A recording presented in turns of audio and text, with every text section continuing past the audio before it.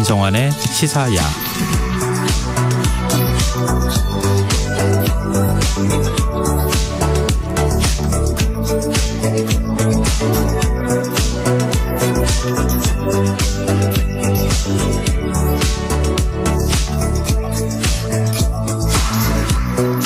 하루의 마무리, 오늘도 함께 하시죠. 시사평론가 김성환입니다. 지난 주말 강원도 양양 해변에서 낙뢰로 서핑객이 사망하는 안타까운 사고가 있었습니다. 걱정스러운 점은 기후변화로 낙뢰가 더욱 자주 발생할 거란 관측이 나오고 있다는 건데요. 어떤 점을 주의해야 하는지 더 깊이 들여다보는 인터뷰 시간에 이성규 한국안전전문가협회장과 얘기 나눠보겠습니다. 월요일은 책 읽는 시간, 실생활에 도움이 되는 주경야독 코너도 마련되어 있으니까요. 많은 관심 부탁드리겠습니다. 김성환의 시사에는 청취자 여러분들의 관심과 참여 기다립니다. 방송 내용과 관련해 의견 있으신 분들은 문자 보내주십시오. 당첨된 분들께는 모바일 쿠폰 보내드릴 텐데요. 참여하실 번호는 샵 9730이고요. 짧은 문자 50원, 긴 문자는 100원의 이용료가 부과됩니다. 또 저희 방송을 유튜브를 통해서도 실시간으로 시청 또 참여하실 수 있는데요. KBS 라디오 채널 들어오셔서 구독, 좋아요 많이 눌러주시길 부탁드립니다. 김성환의 시사야, 그럼 지금 시작하겠습니다.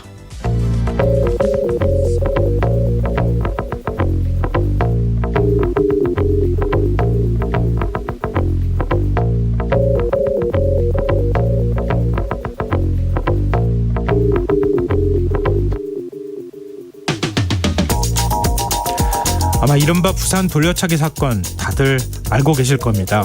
귀가하던 여성을 무차별적으로 폭행해 의식을 잃게 한 가해자가 항소심에서 징역 20년의 실형을 선고받았습니다. 피해자의 노력으로 사건 초 제대로 조사조차 이루어지지 않았던 성폭력 혐의가 인정되면서 형량이 8년 더 늘어난 건데요. 사라질 뻔한 진실이 드러났지만 피해자는 또다시 눈물을 흘렸다고 합니다. 보복에 대한 두려움 때문이었는데요. 실제로 가해자는 피해자의 집 주소를 알고 있는 것으로 알려지고 있습니다. 그리고 구치소 안에서마저 출소 후 보복을 하겠다는 이야기를 공공연하게 했다는 증언까지 나왔는데요. 피해자가 계속해서 불안에 떨어야 하는 상황, 대체 어떻게 봐야 하는 걸까요? 피해자는 합법적인 신상 공개를 촉구하고 있습니다. 항소심 재판부가 신상정보 공개 10년을 명령했지만 가해자가 상고를 하면 형이 확정될 때까지 신상 공개를 할 수 없게 된다는데요. 또 설령 신상 공개가 이뤄진다 하더라도 우리나라는 범죄자 동의 없이 머그샷을 공개할 수 없기 때문에 공개된 사진이 실물과 다르다는 비판이 나오고 있는 실정이죠. 윤석열 대통령은 오늘 여성 대상 강력범죄 가해자에 대해 신상 공개 범위를 확대하는 방안을 찾으라고 지시했는데요. 가해자 신상 공개 논의가 범죄 예방이라는 본연의 취지를 살릴 수 있도록 법 제도를 제대로 손질하는 것이 시급해 보입니다.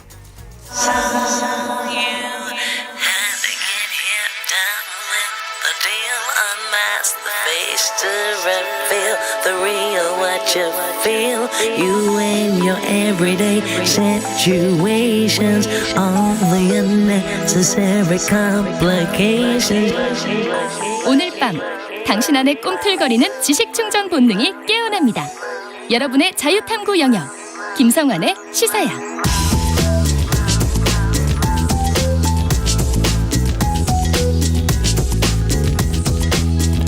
오늘 어쩌던 뉴스 꼼꼼히 정리해드리는 뉴스야 시간입니다. 김민하 시사평론가 나와 계십니다. 안녕하세요. 안녕하세요. 네. 오늘 무소속 윤관석 이성만 의원에 대한 체포동의안이 표결에 붙여졌는데 부결됐어요.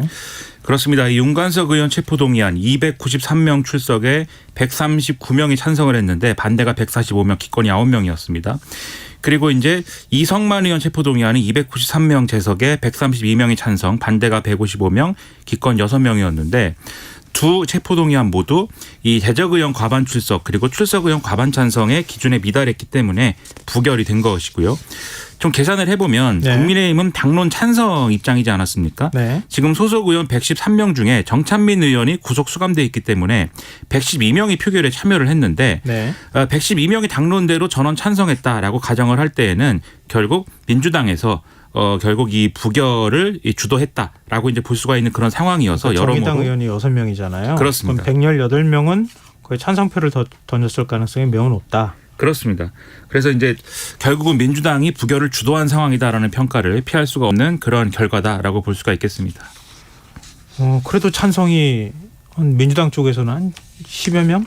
많게는 한 20명 가까이 나오지 않았나 이런 생각이 들기는 하는데요. 그렇습니다. 그래서 애초에 좀 언론 전망은 최소 그래도 이번에 한 30표 이상의 뭐 이탈표 뭐 이런 정도, 그러니까 이전에 이제 이재명 대표에 대한 이제 체포동의안이라든가 이런 거를 이제 그 전에 했던 것들을 통해서 계산을 해봤을 때 그 사안의 어떤 경중이나 이런 걸 따졌을 때 그 정도의 이탈표가 나오지 않겠느냐 뭐 이런 거였거든요. 지난번에 이재명 대표였을 때 그때 기권하고 그다음에 무효표가 한 20표 가까이 나왔었잖아요. 그렇습니다. 네. 그러니까 그게 사실은 의도적으로 기권하거나 무효표가 나왔을 가능성이 있다. 이걸 감안을 한다면 이번에 이제 기권표가 똑같이 지난번에 이재명 대표 때하고 같이 9표인가가 그렇더라고요. 그럼 나머지 한 11표 정도만 움직였으면은 사실은 가결될 수도 있는 상황이었다. 이렇게도 볼 수 있는 거잖아요. 그래서 언론의 그러한 예상이 이번에는 상당히 이제 빗나갔다라고 볼 수가 있는 것이어서 뭐 논란이 상당합니다.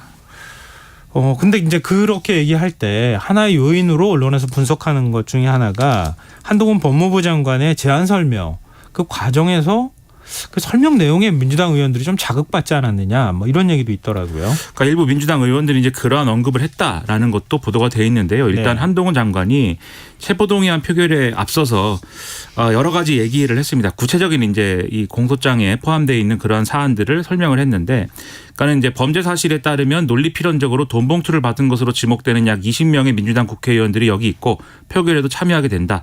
최근 체포동의안의 표결 결과를 보면은 그 20여 명의 표가 표결의 결과를 좌우하는 캐스팅 보트가 될 것이다라는 내용이 이제 포함이 됐습니다. 그래서 그러면서 국민들께서 이런 상황 다 아시고 이 중요한 표결의 과정과 결과를 지켜볼 것이다라면서 이 돈 봉투 돌린 혐의를 받는 사람들의 체포 여부를 돈 봉투를 받은 혐의를 받는 사람들이 결정하는 것은 공정하지도 공정해 보이지도 않는다 이렇게 얘기를 했는데, 이 대목이 앞서 말씀드린 이 사건의 어떤 내용하고는 관계가 없는 거고요, 사실상. 그러니까 그럼 국회의원직을 내려가야 된다는 얘기잖아요. 그렇죠. 직결된 어떤 연관사항은 아닌 것이고, 그 외에도 이제 이전에 이제 체포동의안 설명할 때처럼 이 증거에 관한 얘기도 했습니다.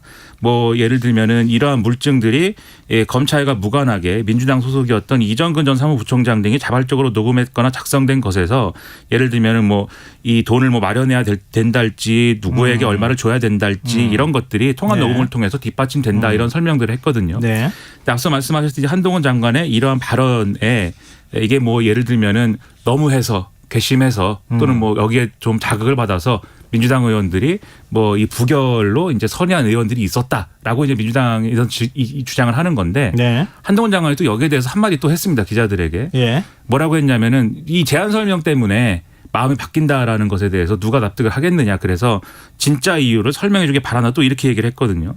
그래서 좀 이 체포동의안 이 표결의 외적인 어떤 그런 부분으로도 논란이 계속되는 상황입니다.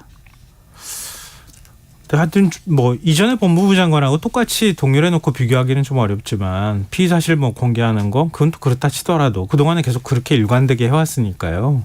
근데 20명의 의원에 대한 아직 수사도 더 이상 진척된 건 없는 것 같은데, 예를 들면 소환 조사를 해서 신상이 공개가 됐으면 모르겠는데 20명을 언급하면서 그 자리에 있을 자격이 없다, 사실은 그렇게 얘기한 거잖아요. 그러니까 표결에 참여할 자격이 없다. 이건 공정하거나 아니면은 공정하지도 공정해 보이지도 않는다 이렇게 얘기를 하니까 그게 민주당 의원들 입장에서는 상당히 좀 그 감정적으로 받아들일 소지가 있지 않느냐 뭐 이런 분석도 나오더라고요. 근데 이게 사실 한동훈 장관의 발언은 마치 이렇게 들립니다. 지금 체포동의안 상정할 것인데 민주당에서 표결할 때 민주당 의원들이 이 잠재적인 수사 대상이기 때문에 이것을 부결시킬 것이야. 그런데 부결시키면 국민들이 어떻게 생각하겠어? 이렇게 얘기한 것처럼 들리거든요. 오히려 자극을 한 거다. 자극도 자극인데 저는 또 민주당 의원들을 개개인이 정치인이지 않습니까? 그렇다고 할 때 만약에 이 체포동의안이 가결이 됐으면 한동훈 장관이 이렇게 얘기한 게 얼마나 우스워졌겠습니까? 부결될 것이다라고 얘기를 얘기하면. 지금 이 표결을 하기도 전에 지금 한동훈 장관은 부결될 것이고 망신당할 거라고 지금 얘기를 한 거예요. 제가 볼 때는. 이게 상당히 오만한 태도이고 장관으로서 그렇게 얘기하면 안 되죠. 그런데 또 거기에 대해서 그래 맞아 민주당이 이렇게 얘기한 것처럼 지금 돼버렸단 말이에요. 네. 그러다 보니까 결국은 이게 한동훈 장관의 태도라든가 지금 말씀하신 피의사실 공표라든가 불필요한 정치적 논란을 발생시키는 그러한 어떤 언행들이 법무부 장관으로서 맞느냐 그게 적합하냐 이 논란과 함께 민주당은 그런데 왜 굳이 여기서 그것을 그런 상황에도 불구하고 또 부결시켰느냐 이 논란이 양쪽으로 발생할 수밖에 없는 것이어서 네네. 체포동의안이라는 거는 결국 이 의원들이 구속 수사가 필요한 것이냐 그것을 재판장에게 이 판사한테 가서 물어보자 예. 이것을 할 거냐 말 거냐의 문제임에도 불구하고 예. 온갖 논란들이 이렇게 또 시작될 수밖에 없게 돼버렸다라는 겁니다. 양쪽으로 다 지적을 해주셨네요. 한동훈 장관도 불필요한 사족을 굳이 그렇게 붙일 필요가 뭐가 있었겠느냐. 오히려 부결될 거라는 걸 전제로 해서 그 얘기를 하셨고 민주당 입장에서는 국민의 시선 눈높이하고 맞지 않는 걸 텐데 그렇게 비판받을 걸 알면 그러면 가결시켰어야 되는데 이렇게 부결시키는 상황을 계속 만드는 거 이걸 어떻게 봐야 되느냐 이런 양쪽으로 다 지적을 해주셨는데요. 일단 대통령실이 입장을 냈어요. 대통령실 관계자 이제 언론에 이렇게 얘기를 했다는 겁니다. 네. 표결의 결과를 우리 국민들이 다 지켜보셨을 것이다 이렇게 얘기를 했다는 것인데 네. 사실상 한동훈 장관이 얘기한 것과 같은 맥락에 있는 거 아니겠습니까? 그러니까 민주당 의원들이 수사 대상인 것이고 그 수사 대상들이 체포동의안을 부결시킨 것이다라는 이 지금 막 만들어진 이 프레임에 힘을 싣는 듯한 입장 표명으로 해석될 수가 있어서 이게 결국 상당한 이 체포동의안 이 표결 결과를 놓고 네. 지금 여당 그리고 이 정권에 상당한 공격이 이제 예상이 되는 그런 상황이 벌어지고 있는 것이죠. 근데 벌써 국민의힘 쪽에서는 그 공세를 펼치고 있잖아요. 그렇습니다. 뭐 김기현 대표 같은 경우에는 표결 직후에 이재명 대표의 불체포 특권 폐지 공약이 새빨간 거짓말이라는 걸 다시 한번 확인했다. 민주당의 도덕 상실은 구제 불능 수준이다라고 얘기를 했고요. 네. 또 유상범 수석 대변인이 논평을 냈는데 방탄조끼로 국민 등에 칼을 꽂은 민주당이다. 혁신의 혁자도 꺼낼 수가 없다. 이 윤관석 이성만 의원에게 방탄조끼 입혀주고 법망 피해갈 수 있는 길 열어줬다. 그게 결국 두 의원은 몸만 떠난 것이지 민주당에 있어서는 위장탈당이라는 거 아니겠느냐. 뭐 이런 주장을 하고 있는 상황입니다. 근데 공교롭게도 본회의 표결이 있던 당일인데 민주당 전당대회 당시 그 경선 컨설팅을 맡았던 업체를 압수수색에 들어갔어요, 검찰이. 그렇습니다. 보통 이제 선거를 하면은 선거 컨설팅하는 이제 업체가 있지 않습니까? 네. 그 업체를 이제 압수수색했다는 것인데 네. 이 지금 압수수색한 이유를 보도된 걸 보면 송영길 전 대표 외곽 조직 먹고 사는 문제 연구소라고 있죠. 일전에 이제 압수수색 당한 바 있는데 이 먹고 사는 문제 연구소의 자금이 이 경선 컨설팅 업체로 들어간 정황을 확인을 했고 그것의 이제 근거를 찾기 위해서 압수수색을 했다라는 겁니다. 네. 구체적으로 이 연구소 측이 허위 용역 계약을 통해서 이 컨설팅 업체에 돈을 건네는 방식으로 송영길 전 대표 경선 캠프에서 내야 될 비용을 대신 내줬다라는 건데 예. 이게 무슨 얘기냐면 지금 우리가 확인한 거는 이전에 이제 체포동의안이라든가 이런 걸 통해서 확인하는 거는 윤관석 의원, 이성만 의원 등이 강래구 전 이사장 등을 통해서 마련한 자금, 이 자금을 이 국회의원들에게 또 지역 본부장들이 돌렸다 이거지 않습니까? 그 9,400만 원이라는 거잖아요. 그렇죠. 이 액수가 네. 9,400만 원인 건데 예. 지금 이 얘기는 이외에 별도의 자금이 예. 송영길 전 대표가 관리하는 조직을 통해서 이 컨설팅 업체에 지급되는 방식으로 이외 자금이 또 예를 들면 신고된 정치자금이나 이런 방식이 아닌 방식으로 지금 흘러갔다라고 지금 주장을 하는 거예요. 검찰은. 예. 그 전제를 놓고 보는 것이기 때문에 이 압수수색이 진행이 됐고 만약에 여기서 검찰이 좀 확인하고 싶었던 것을 만약에 확인했다라고 하면은 이 9,400만 원 이외의 대목에 대해서도 네. 수사가 확대될 수 있다라는 의미를 가지는 그러한 압수수색이다라고 볼 수가 있겠습니다. 일단 경선 자금 전체에 대해서 들여다보고 있다. 이렇게는 뭐 볼 수 있을 것 같고요. 그렇죠. 그러니까 먹고 사는 문제연구소라고 하는 이른바 먹사연이라는 곳이 그러니까 컨설팅 업체에다가 경선 캠프에서 지급해야 될 돈을 대신 지급했다. 여기까지 지금 나온 거잖아요. 그렇게 의심하고 있다는 거죠, 검찰은. 네, 알겠습니다. 이거 어디까지 확인이 될지 모르겠네요. 다음 뉴스로 넘어가 보겠습니다. 가상자산 거래 논란을 빚은 무소속 김남국 의원. 오늘 상임위에 처음으로 출석했어요. 지난번 법사위였는데 이번엔 교육이죠. 그렇습니다. 예. 이 교육이 전체회의에 처음으로 참석을 했는데요. 말씀하신 대로 원래 김남국 의원은 법사위 소속이었는데 이 더불어민주당을 탈당한 이후에 교육위로 지금 상임위로 옮긴 겁니다. 근데 여기에 대해서 국민의힘이 예를 들면 이제 교육이라고 하면은 뭐 이렇게 여러모로 교육적으로 좋은 영향을 미칠 수 있는 그런 내용을 논의를 해야 되는데 네. 가상자산 보유 논란이라든가 이런 것들을 통해서 윤리에 제소가 된 그런 상황에서 교육위에 이제 있는 게 맞느냐 뭐 이런 지적을 계속 하고 있는 상황이거든요. 예. 실제로 전체 회의가 시작된 이후에 조경태 의원이 그 주장을 했습니다. 양심이 있어야 된다, 반성해야 된다, 나가라 뭐 이렇게 얘기를 했는데 민주당 의원들은 무슨 얘기냐, 그러지 마라 이렇게 얘기를 했고 네. 유기용 이제 교육위원장의 경우에는 오선 의원으로서 품격을 지켜달라면서 자제를 촉구하고 뭐 이런 상황이었는데요. 한편 이 교육위 소속 국민의힘 의원들은 이 따로 기자회견을 열고 김남국 의원의 사퇴를 또 재차 요구하는 상황이 이어지고 있기 때문에 예. 교육위에서 뭘 논의하는가와는 상관없이 김남국 의원은 왜 교육위에 있느냐라는 내용으로 앞으로도 여야가 좀 입씨름을 벌일 것으로 예상이 됩니다.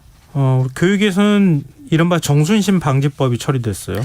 그렇습니다. 학교폭력 예방 및 대책에 관한 법인데 이 개정안이 국회 교육위 전체회의를 통과한 겁니다. 이것은 학교폭력 피해 학생에게 법률 상담 등을 지원하고 피해 학생이 요청하면 가해 학생과 분리하는 내용, 그런 내용이 핵심인데 구체적으로는 피해 학생에게 국가 차원에서 피해 학생을 위한 보호시설을 운영할 수 있는 그러한 근거를 갖추도록 하고 교육감이 학교폭력 피해 통합지원 전문기관을 설치 운영하도록 하는 내용이 들어 있습니다. 그리고 이 교육감 또는 교육장의 조력인을 지정을 해서 피해 학생이 필요로 하는 법률 지원 서비스를 연계할 수 있고 학교장은 피해 학생 측이 원할 경우에 가해 학생의 학급을 교체하거나 출석 정지를 하는 긴급 조치를 할 수 있고 이것을 심의위원회에 보고하도록 한다 내용이 있고요. 네. 그다음에 온라인상에서도 이제 학교 폭력이 심각하다 이 지적이 있지 않습니까? 이 경우에 대한 대응 그리고 피해자 지원 방법을 명시를 했고 또 학교 폭력 업무 담당 교사가 좀 업무가 과중하고 책임이 좀 크다라는 지적이 있었는데 이 수업 시간을 조정한다든지 고의나 중과실이 없으면 미정사상 책임을 면제하는 조항들도 신설이 됐다고 합니다.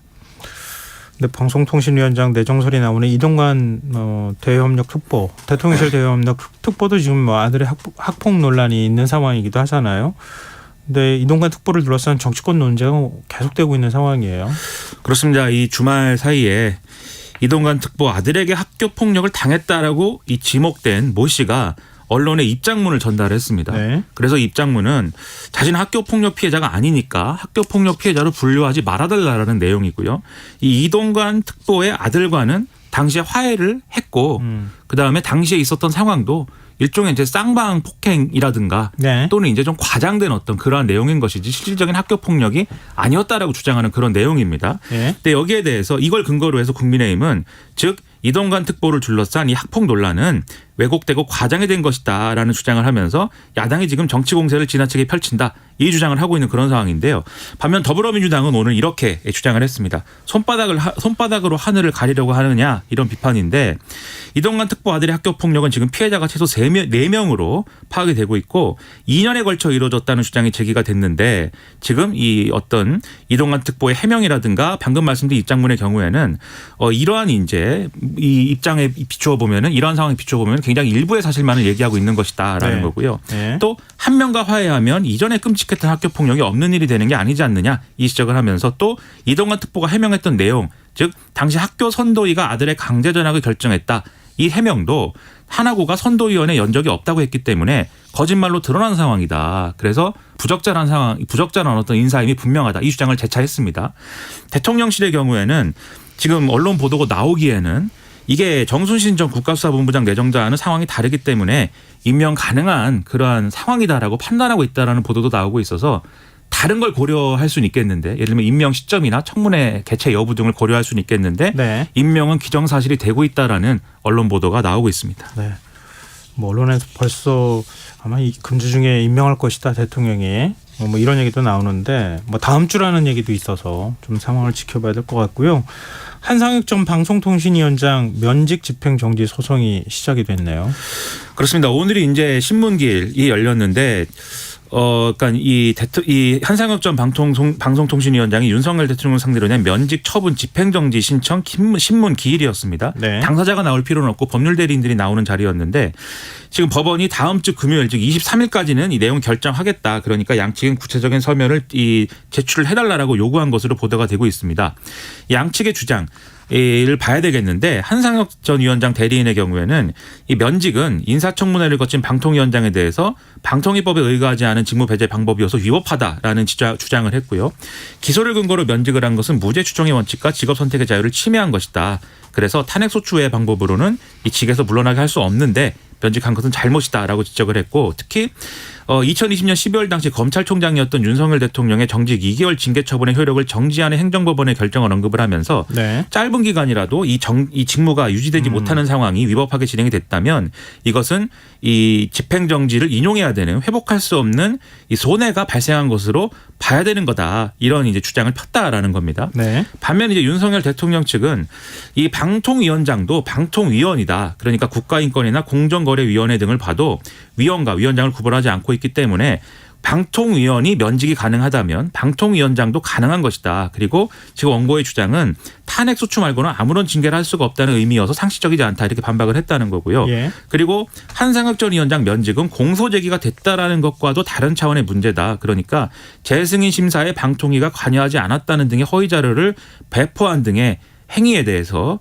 면직의 이유로 삼은 것이다라고 설명을 했다. 이렇게 보도가 되고 있습니다. 네, 알겠습니다.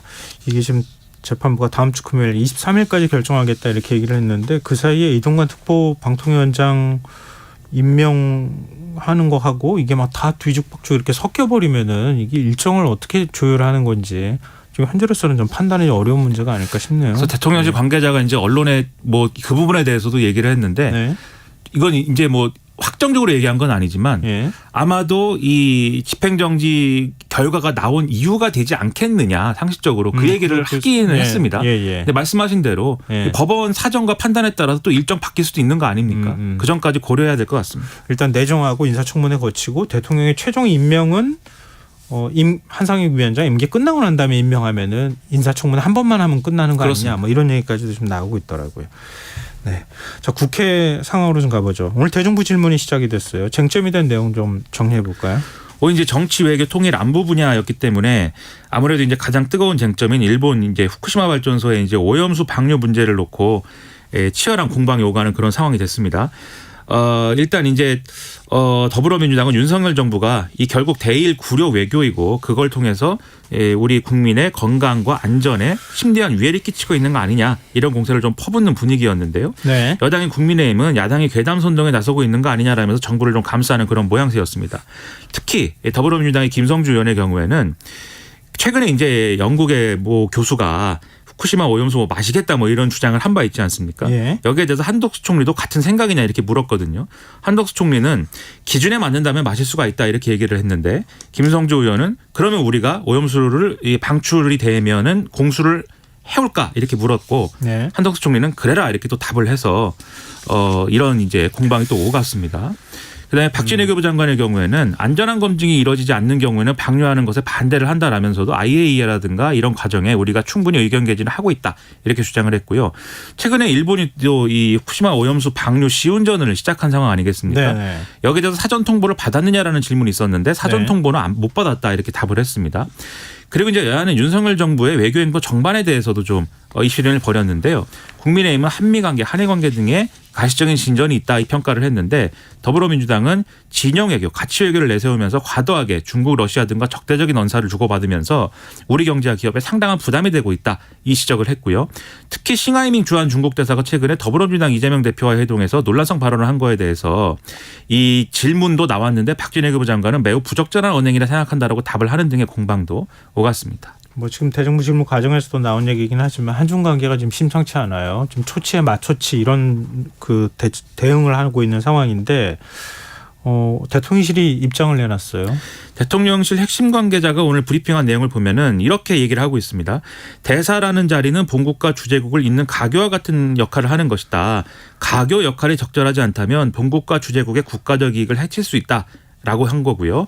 비엔나 협약 41조에서 외교관은 주재국의 법령을 존중하도록 규정하고 있고 주재국 내정에 개입해서는 안 될 의무가 있다고 규정하고 있다라면서 이렇게 설명을 하기도 했는데 네. 즉 싱하이밍 대사가 이 협약을 사실상 위반했다 이 얘기 아니겠습니까? 네네. 더군다나 가교 역할이 적절하지 않다면이라고도 했기 때문에 국민의힘 일각에서는 싱하이밍 대사를 페르소나 논그라타 그러니까 기피인물로 지정해서 사실상 쫓아내야 된다 이 주장하는 거거든요. 네. 그것에 힘을 싣는 듯한 그러한 언급을 했다. 이렇게 해석이 되는 발언이 나왔습니다. 이 발언과 관련해서 중국 외교부 대변인 입장도 나왔죠.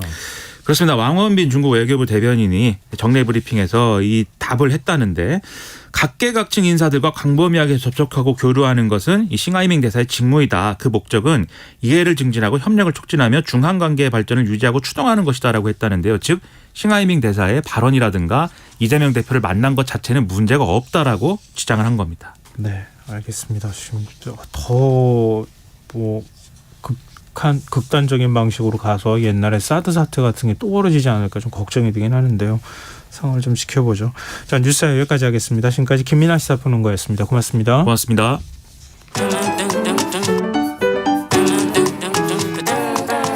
일일 시사권장량 채워가세요. 골고루 담았습니다. 당신만을 위한 하루 시사 김성환의 시사야.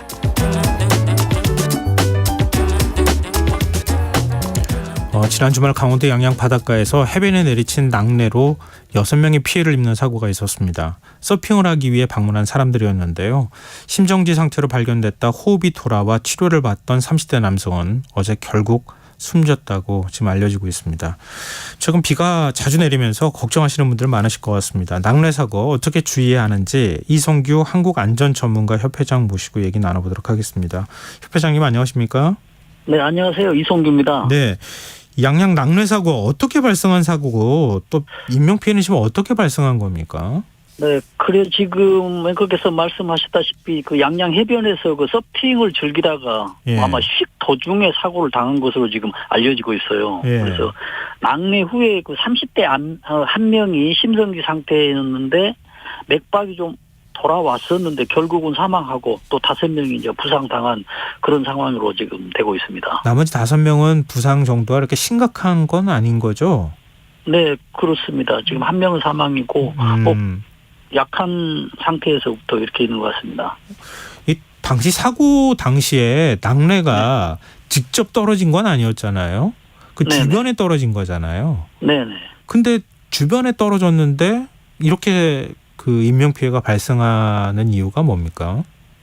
지금 우리가 낙뢰하지만은 순간적으로 그 전압이 지금 수십만 볼트거든요. 예. 우리가 지금 가정에서 사용하는 전압이 250볼트거든요. 예. 그래서 10만 배 이상의 전압이 순간적으로 지나기 때문에 순간적으로 탁 치게 되면은 옆에 있다 하더라도 감전될 수 있는 충분한 요건이 되거든요. 그래서 직접 맞았으면은 뭐 사망하고요. 네. 그렇지 않더라도 사망하고 중증으로 가는 경우가 많이 있습니다. 그러니까 이게 이제 해변이라 하더라도 물속에 있는 경우도 있고 또 이 파도가 치는 데에는 모래가 다 젖어 있는 경우가 있을 수 있잖아요. 네네. 그런 경우도 있고 우리가 이제 모래가 말라 있는 곳들도 있잖아요. 해변에 네. 이제 모래사장 같은데 네. 이게 다 경우가 다 다릅니까? 낙뢰에 그렇습니다. 미치는 영향이? 많이 다릅니다. 어, 지금 이번 경우 같은 경우는 해변에 있었던 경우거든요. 예. 모래사장에. 예. 그런데 만약에 이제 아예 물속에 있었다라고 한다면 예. 또 괜찮아요. 아, 물속에 있었으면 괜찮습니까? 네, 아예 물속에 보이지 않게 있었으면. 가끔 이렇게 바다에도 낙뢰를 치거든요. 예. 그렇다면은 바다 표면에는 전기가 흐르는데 예. 바다 표면이 굉장히 넓지 않습니까? 예. 그래서 그 조합절과 흐르더라도 굉장히 분산돼 버립니다. 네. 그렇기 때문에 그 물속에 있는 고기들이 전혀 이상이 없는 것이죠. 아, 그러네요. 네. 네. 그러나 이제 만약에 이제 표면 위에 바다 위에 뭐 서핑을 한다거나 아니면 요트를 타고 이렇게 표시가 돼서 위로 올라와 있었다라고 한다면은 이제 타깃이 될 수가 있는 것입니다. 더 위험하죠. 그러면은 마른 모래사장에 있으면 또 다릅니까? 네, 마른 모래 사장에 있을 때도 위험합니다. 그때는 왜 위험하냐면 예. 우리가 그 낙뢰가 치잖아요. 그러면 낙뢰가 지금 구름에서 지금 어떻게 하냐면 마이너스 그 이온이 있거든요. 마이너스 전자가 지금 예. 플러스 전자를 찾는데 가장 가까운 곳을 타겟으로 잡아요. 예. 자기 위치에서. 예. 그러다 보니까 어떻게 되냐면 큰 나무 있죠. 네. 큰 나무가 타겟이 되고 큰 건물이 타겟이 되고 또 평지에서는 바위가 타겟이 되고요. 특히 해안 같은 경우 모래사장은 평평하지 않습니까? 네. 그런데 한 사람이 서 있었다. 그러면 그 사람이 타겟이 되는 겁니다. 그럼 그 주변에 있는 사람들도 같이 영향을 받습니까? 다? 그렇죠. 간접적인 낙뢰 영향을 받습니다. 직접 받는 사람은 거의 사망이 되죠. 이번 같은 경우에도 주변에는 바위에 떨어졌다는 얘기가 또 있더라고요. 그렇다 하더라도 그 축축하게 젖어 있는 해변가 모래를 통해서 전류가 흘러가지고 그래서 지금 감전이 될 수 있다. 이런 말씀이시네요. 모래가 흘러서 감전이 되는 게 아니고 지금 예를 들어서 바위에 낙뢰가 텄다 하면은 예. 낙뢰 텄을 타격을 갔을 때 예. 굉장한 큰 힘으로 면적이 넓은 면적으로 바위를 치고 있다고 보면 됩니다. 가장 중심에는 강하고 점점점 약해져서 그래서 예를 들어서 반경 10m 간격에 어떤 포가 날아간다고 생각하면 되겠죠. 그렇군요. 그러나 중심으로 갈수록 굉장히 세지고요. 중심에서 멀어질수록 약해지죠. 그럼 지금 비가 당시에 내리고 있었다고 지금 알려지고 있는데요. 비가 예를 들면 소나기가 내릴 때라든가 부슬부슬 내릴 때라든가 아니면은 마른 하늘에 날벼락 친다고 얘기하는 것처럼 마른 하늘에도 그 낙뢰가 치는 경우도 있을 수 있잖아요. 이게 다 다릅니까 이것도? 그렇습니다. 지금 낙뢰가 친다는 얘기는 가장 필수 조건이 하나 있어요. 예. 구름이 있어야 되거든요. 네. 그래서 구름이 있을 때 비가 오는 경우도 있고 구름이 있으면서 비가 오기 전인 경우도 있고 비가 온 이후에도 구름이 있거든요. 그래서 우리가 날벼락이면 마른 하늘이라는 얘기는 지금 비가 오지 않고 구름이 어디엔가 있었다는 얘기거든요. 예. 그렇기 때문에 지금 구름만 있으면 네. 지금 낙뢰는 발생할 수가 있는 것입니다. 그러면 어찌됐든 주변 사람들한테 미치는 영향은 비가 좀 내리거나 그렇지 않던가 그건 아주 큰 영향을 미치는 건 아니네요. 그렇습니다. 그렇군요. 근데 우리 흔히들 벼락이라고 불리는 낙뢰에도 종류가 있다면서요. 그러니까는 종류가 이제 직접 낙뢰 사람을 타격할 때 직접적으로 그 사람한테 타격을 했을 때는 굉장히 이제 심하겠죠. 예. 그러나 이제 간접적으로 어떤 사람이 무슨 우산을 들고 있었다. 예. 그래서 우산을 이제 타격을 하는 것이죠.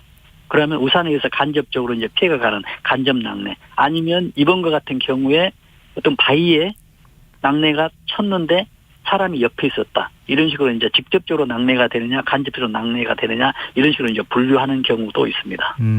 국내에서 한 해 낙뢰로 피해를 입는 사람이 몇 명 정도 됩니까?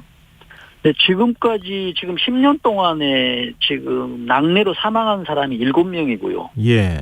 부상자가 10명이거든요. 예. 그러나 우리나라는 해에 비해서 굉장히 적는데 예를 들어서 인도 같은 경우 있잖아요. 예.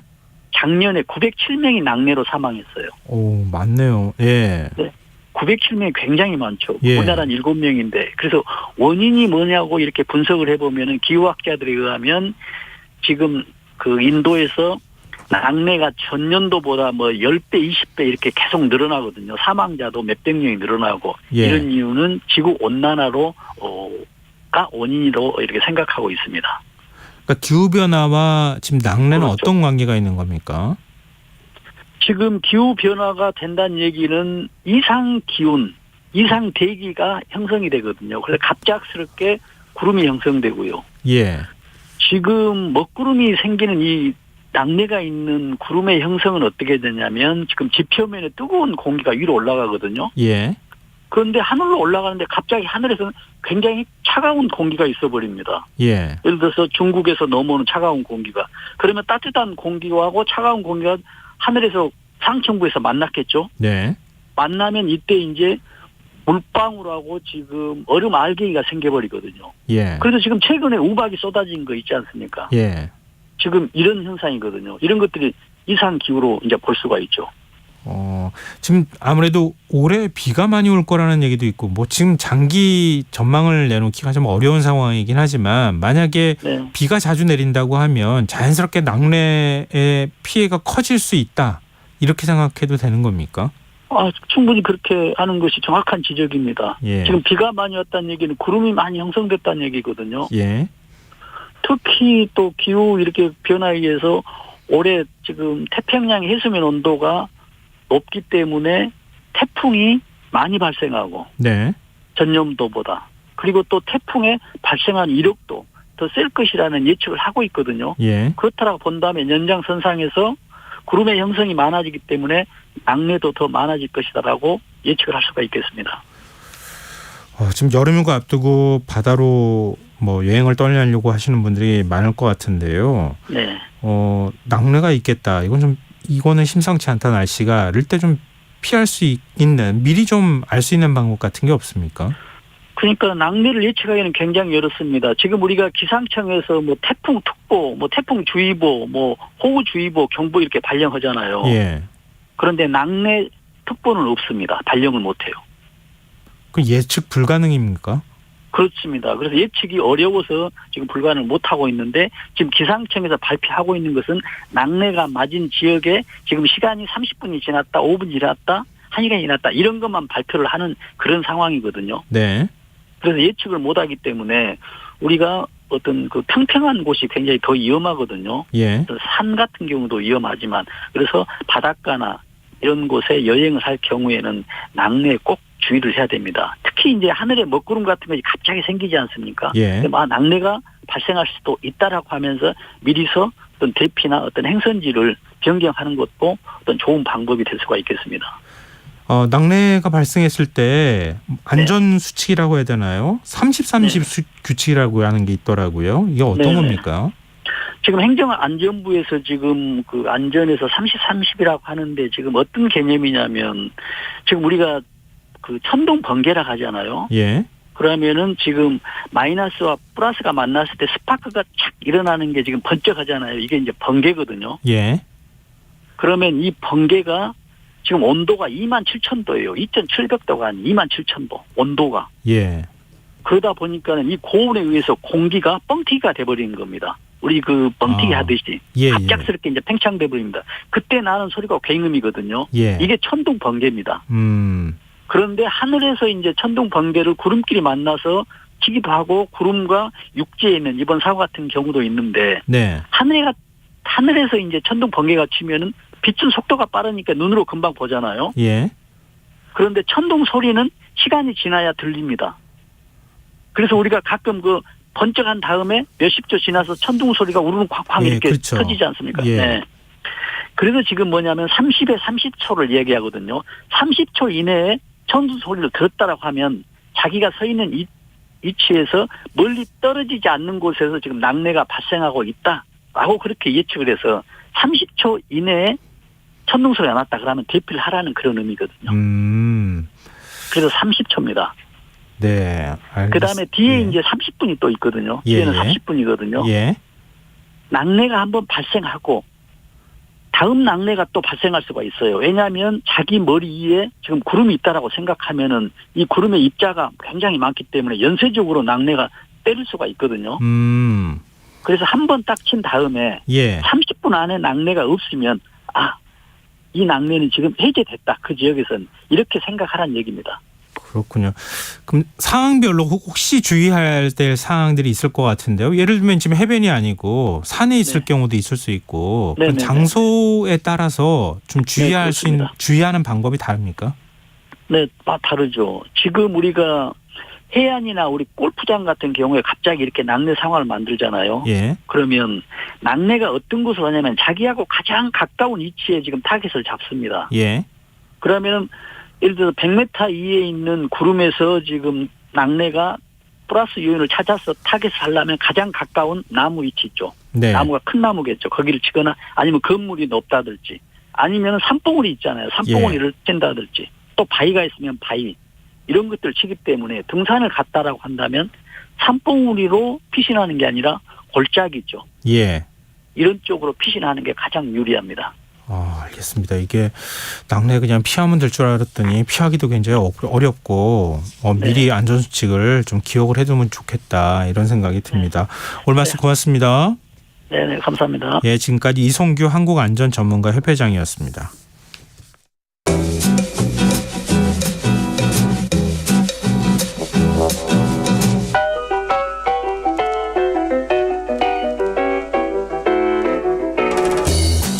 혹시 운명을 믿으십니까? 이 세상엔 운명 혹은 필연에 의해 움직인다고 믿기엔 부주의한 사건이 너무 많은데요. 우연을 과학적으로 접근해 보면 어떨까요? 듣고만 있어도 똑똑해지는 지식충전소 주경야독 성신여자대학교 겸임교수이자 북튜버 이시안 작가와 이 문제에 관해서 얘기 나눠보도록 하겠습니다. 안녕하세요. 네, 안녕하세요. 또 우연과 관련된 네. 책 뭘 준비해 오셨나요? 네, 맞습니다. 또 제가 이 책을 떠올리는 건요. 지난주에 로또 무더기 당첨 때문에 조작 논란이 벌어진 다음에 이를 네. 불식시키기 위해서 대국민 로또 추첨 공개 방송이 있었잖아요. 네, 그랬더라고요. 사람들 150명 초청해서 또 보여주기도 하고요. 예. 근데 이날 1등 당첨자가 5명이 나왔대요. 예. 그래서 각각 51억 8천만 원 정도를 받았다고 하는데요. 정말 액수가 많이 는 것 같은데요. 그러니까요. 예. 그렇게 짝이 없죠. 운 좋은 사람들입니다. 예. 근데 이 운이라는 것을 과학으로 규명한다는 게 말이 될까 하는 건데요. 과학으로 규명하면 그걸 운이라고 할 수 있을까? 뭐 이런 생각도 들잖아요. 그럼 통계가 되는 거죠. 그렇죠. 네. 네. 그야말로 운명이라고밖에는 말할 수 없는 말도 안 되는 우연들을 과학의 눈으로 조망하는 책이 그런 데 있습니다. 뭔가 아이러니하면서도 흥미진진한 생각이 들잖아요. 예. 제목부터 매력적인데요. 우리가 운명이라고 불렀던 것들입니다. 그 운명 아니야 라고 말하고 싶어하는 책인 겁니까?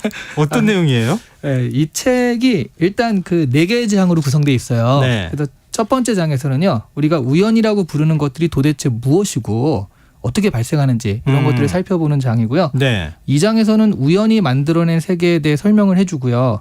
3장에서는 우리가 왜 우연을 두려워하고 자꾸 필연적인 설명을 만들어내려고 애쓰는가를 이야기합니다. 4장에서는 이 우연이 지배하는 불확실한 세상을 살아가는 방법에 대해서 이야기를 해줘요. 그러면 1장부터 얘기해 볼까요? 네, 우리가 네. 우연이라고 부르는 것들 이게 뭡니까? 네. 왜 발생하는 거예요? 네, 근데 사실 이 책에 나온 예는 아닌데요. 제가 예. 예전에 생각한 게 있거든요. 예. 근데 그게 이 책의 1장의 내용을 정말 기가 막히게 요약하는 것 같아서 그 예를 좀 들려드리고 싶은데요. 네. 예, 가위바위보 대회가 열렸다고 해볼게요. 네. 128명이 참가를 했습니다. 근데 무승부면 다시 가위바위보를 해서 끝까지 승패를 겨룬다라고 한다면 어쨌든 계속 이제 승부가 나잖아요. 그렇죠. 그러면 한 명이 이기면 다음 토너먼트를 진출하면 한 번 승부를 하면 64명이 되고 네. 2번이면 32명, 3번에 16 해가지고 최종 7번째 승부에는 최종 결승에서 승자가 나오거든요. 네. 이 토너먼트에서는 반드시 이기는 사람이 나오니까 우승자는요. 결국은 7번을 내리 이긴 사람이 우승자가 되는 거죠. 예. 이기고 질 확률이 반반이라고 하면 0.5를 7번 곱하면 되거든요. 그런 확률이니까 0.0078125입니다. 그 우승자는요. 0.1% 확률을 뚫고 우승한 거예요. 네. 그게 내가 된다면 완전히 나로선 우연이죠. 가위바위보는 뭐 스포츠처럼 실력이 아니라 정말 운이 좌우하는 거잖아요. 네. 그러면 0.1%도 안 되는 확률로 7번 연속 우승한 거라 우린 이것을 행운이라고 말하거든요. 하지만 그 0.1% 확률이 나에게 실현될 그 확률은 별로 없습니다. 아, 저도 뭐 가위바위보 해봤지만 네. 한 3번 정도는 이길 수 있지만 7번까지는 진짜 그렇죠. 어려울 것 같거든요. 그런데 재밌는 건 이 가위바위보 토너먼트에서는 반드시 우승자는 나온다는 거예요. 그러네요. 네. 그러니까 네. 누군가는 0.1%의 확률을 뚫고 우승한다는 거잖아요. 예. 나는 아니지만 반드시 우승자는 있다라는 거. 이게 뭔가 아이러니하잖아요. 그러니까 예전에 제가 이런 생각을 했었는데 바로 이 책이 1장에서 설명하는 게 그런 거예요. 말하자면 내가 이런 당사자가 된다면 나에게는 기가 막힌 행운이고 기적인데 사실 이것은 누군가에게는 반드시 일어나는 일이라는 거죠. 그러니까 우연은 늘 우리 곁에 있긴 하다는 거예요. 그 왜 안 오냐고요. 저 로또도 저도 사본 적이 있는데 5,000원짜리 맞기도 어렵더라고요. 전 10,000원짜리도 한 번도 안 맞아봤어요. 네. 왜 가는 사람한테만 가는 것 같냐는 거죠. 그게 로또를 하실 때요. 아마 재미삼아서 한 장씩 사셔서 그러실 거예요. 이건 결국 빈도거든요. 많이 사면 많이 됩니다. 확률도 높아지고요. 근데 안 되면 어떡해요. 그럼 이제 망하는 거죠. 돈을 많이 투자했는데. 근데 확률이 올라가는 요령은 결국 빈도에 있는데요. 네. 이번 로또 공개 추첨에서도요. 국민들의 의혹에 대해서 공식적인 답변이 있었습니다. 그러니까 예전에는 2월도 가끔 있었는데 요즘은 2월이 없다. 그러니까 뭔가 맞아요. 조작하는 거 아니냐 그런 얘기를 했었는데요. 그래서 통계를 공개한 게 뭐냐면 초기에는 1회에서 10회차 같은 경우에는 판매 복권이 약 200만 건이었다고 해요. 네. 근데 최근에는 약 1억 건이라고 합니다. 이렇게 많아졌어요. 그러니까요. 네. 로또가 814만 분의 1의 당첨 확률을 가지고 있는데 1억 예. 건이면요. 통계적으로 보면 1등이 10명 이상이 나올 수밖에 없는 구조라는 거죠. 그리고 또 로또 명당이 따로 있는 거 아니냐 뭐 이런 질문도 있었는데요. 그럼 로또 명당 저도 이렇게 봤는데요. 네네. 사람들이 엄청나게 줄 서가지고 로또 사려고 기다리더라고요. 네, 제가 오늘 이 얘기를 한다니까 우리 시사회 작가님이 네. 바로 그 로또 명당 그 근처에 사신대요. 아, 그래요? 그래가지고 토요일 되면 경찰 와가지고 막 이렇게 그 교통질서 잡고 뭐 그런다고 하더라고요. 교통 정체가 발생해요. 네. 저 강릉에 있는데 로또 명당이라고 하면 누가 보여주더라고요. 가서 사지를 못했는데 감히 근데 강릉 시내 정체가 막 발생하더라고요. 은근히 로또에 관심이 많으셨군요. 네. 이 노원구의 한 지점이 이제 그 로또 명당으로 굉장히 유명한데요. 1등이 49명 배출이 됐대요. 와, 많네요. 네. 그래서 그러니까 결과적으로 여기서 설명한 게 뭐냐면 예. 사람들이 그러다 보니 이곳에 와서 복권을 사가지고 판매 건수 자체가 많다는 거죠. 네. 그러니까 거기에 비례해서 당첨 건수가 많을 수밖에 없었다는 거고요. 판매 금액 대비 당첨 건수 비율은 전국과 유사했다고 합니다. 그러니까 어떤 일이 성사되기를 원한다면 그만큼 시도를 많이 하면 그것이 될 확률이 올라갈 수밖에 없다. 뭐 이렇게 얘기할 수 있을 것 같아요. 그럼 다 통계네요. 그렇죠. 네. 근데 그 우연히 나한테 안 오기 때문에 문제가 되는 거지. 네. 뭐 누구한테는 다 가는 거니까 그렇죠. 어찌됐든 간에. 네. 근데 그 이번 로또 공개 방송도 조작설을 해명하기 위한 자리였잖아요. 네. 사람들은 왜 우연이라는 걸 믿지 않을까요? 그걸 설명한 게 이 책의 3장의 내용이거든요. 예. 사실은 생물적 본능이라는 거예요. 우연은 말하자면 불확실함이잖아요. 네. 그러니까 이것은 위험과 연관이 됩니다. 우리 뇌 속에서는 우리가 인식하지 못한 채 우연을 제거하려는 시스템이 가동된다라는 건데요. 여러 가지 이유들이 있는데요. 일단 인간이 우선 이득보다는 손실에 민감한 존재라서 그렇다는 거예요. 그래서 내가 이익을 보진 못하더라도 네. 최소한 손해는 안 봐야죠. 그렇죠. 네. 우연으로 얻어지는 이득보다 우연이 야기하는 불확실함에서 얻어지는 불이익을 훨씬 싫어한다라는 건데요. 그리고 또 우연이 주는 스트레스를 견디기 힘들어한다고 합니다. 2차 세계대전 당시에 런던이 폭격당할 때요. 예. 런던 근교에는 스트레스로 위궤양에 시달리는 사람이 굉장히 많았다고 합니다. 하지만 이 근교가 그렇고요. 네. 정작 그 폭격이 계속되는 도심에서는 그런 사람들이 별로 없었대요. 왜요? 그러니까 아예 매일 밤 폭격이 있다라고 생각을 하고 그냥 늘 방공으로 피했기 때문이라는 건데요. 그러니까 위험하지만 차라리 그냥 예측이 가능하다라고 한다면 스트레스를 덜 받는 거예요. 근데 가끔 폭격이 있기 때문에 예측이 불가능한 교회의 사람들은 훨씬 더 마음을 졸인 겁니다. 이게 언제 폭격이 올지 모르니까요. 오히려 스트레스를 더 많이 받았다는 그렇죠. 거네요. 네. 예. 그래서 인간은 예측을 하고 싶어 한다라는 건데요. 우연을 인정하는 순간 우리는 세상이 예측 가능하지 않다는 것을 인정하게 되는 거잖아요. 예. 그 가능한 우연에 설명을 붙이고 규칙을 찾아내고 싶어하는 이유가 이거예요. 그리고 또 인간은 위험한 상황을 스스로 좌지우지할 수 있다고 생각하면 그나마 스트레스 덜 받는다고도 합니다. 네. 자동차 사고보다는요. 확률적으로는 항공기 사고가 훨씬 희박하거든요. 예. 그런데 항공기 사고를 훨씬 그 위험하게 느끼잖아요. 그렇죠. 예, 그 이유가 떨어지면은 겁나잖아요. 근데 그 확률로 보자면 네. 오히려 자동차를 가지고 이렇게 하는 게 더 확률이 높다는 건데 왜냐하면 차는 내가 직접 조종하지만 네. 항공기는 누군지 모를 파일럿에게 자신을 맡겨야 하기 때문이라는 거예요. 그래서 우연이 없고 필연적인 세상에서는 예측이 가능하고 예측이 가능하다면 자신이 상황을 컨트롤할 수가 있게 되는 거잖아요. 그렇기 때문에 인간은 자꾸 우연을 부정한다라는 거예요. 그럼 우연히 존재하는 세상에서 사람들은 스트레스를 받으면서 살 수밖에 없다. 그렇죠. 예. 네. 이 책의 마지막 장이요. 바로 우연으로부터 인간이 자신을 지키는 법에 대한 이야기를 하는 건데요. 네. 세계는 우연으로 둘러싸이고 우연하게 작동하는데 인간은 우연을 인정하지 않으려고 하거든요. 예. 여기서 모순이 생기고 스트레스가 생긴다는 겁니다. 이 불일치는 인간의 행복을 저해하거든요. 그러니까요. 아무리 사도 절대 로또에 당첨되지 않는 이유 아니면 내가 원하는 스포츠팀은 자꾸 지는 이유 또 열심히 일하다가도 잠깐 쉴 때만 자꾸 상사의 눈에 띄는 이유 등이 아무리 해도 설명이 안 되는 거예요. 왜 하필이면 나한테만 이런 일이 일어나지? 이렇게 생각을 하잖아요. 근데 나에 대해서 나니까. 그렇죠. 그래서 결국 여기에 설명을 자꾸 찾으려니까 또 네. 나쁜 일에 대한 설명을 찾으니까 결국 내가 덕을 안 쌓아서 네. 내가 불행의 아이콘이어서 네. 상사가 나를 미워해서 같은 스스로에 대한 부정적 인식을 쌓게 된다라는 거예요. 아침에 미역국 먹어가지고. 그렇죠. 그렇죠. 뭐 그런 식으로. 네. 네. 핵심은 여기서 우연을 인정해야 한다는 겁니다. 부정적인 일에 대해서 이유를 찾으니까 자신이 컨트롤할 수 있는 일이라면 결국 자신의 탓이 되는 거잖아요. 그게 합리적인 이유라면 개선하면 되죠. 근데 정말 우연에 의한 것이라면 합리적인 이유를 찾을 수가 없는 거잖아요. 그렇죠. 그러니까 이런 거 있잖아요. 내가 야구 경기를 보면 꼭 우리 팀이 지더라. 이런 이상한 이유를 찾게 돼요. 우리 또 축구 대표팀 경기 봐도 그래요. 네. 그냥 그런데 이제 그냥 그 팀이 오늘 못한 거죠. 네. 이렇게 말하면 조금 독설 같지만 실제 야구의 신이 있어가지고요. 네. 승패를 점지해주더라도 그냥 여러 팬 중에 하나에 불과한 그분 하나가 TV를 보고 안 보고에 따라서 승패를 결정하지 않아요. 그런 사람들이 얼마나 많은데요. 예. 그러니까 내가 TV를 안 보면 우리 팀이 이기지 않을까는 그런 컨트롤에 대한 욕망이 이런 불합리한 이유를 자꾸 찾게 만드는 건데요. 그냥 시원하게 우연을 인정하고 어떤 부분은 그 우연에 맡겨놓으면 그나마 살면서 이런 스트레스는 좀 덜 받는다는 거죠. 그러니까 우리 그런 얘기 많이 하잖아요. 꼭 내가 주식 사면은 꼭 그 종목만 떨어지더라. 맞아요. 네. 주식 투자를 못 하는 거죠. 그렇죠. 그렇게 따지면. 네. 그리고 내가 그 정보를 알 때쯤이면 이미 다 아는 정보라서 전혀 이제 좋은 정보가 아닌 거죠. 그러니까 오히려 그렇게 편안하게 생각하면 네. 마음 스트레스 별로 안 받고 맞습니다. 그냥 오히려 그냥 홀가분한 마음으로 네. 살 수 있을 것 같은 생각이 드는데요. 맞습니다.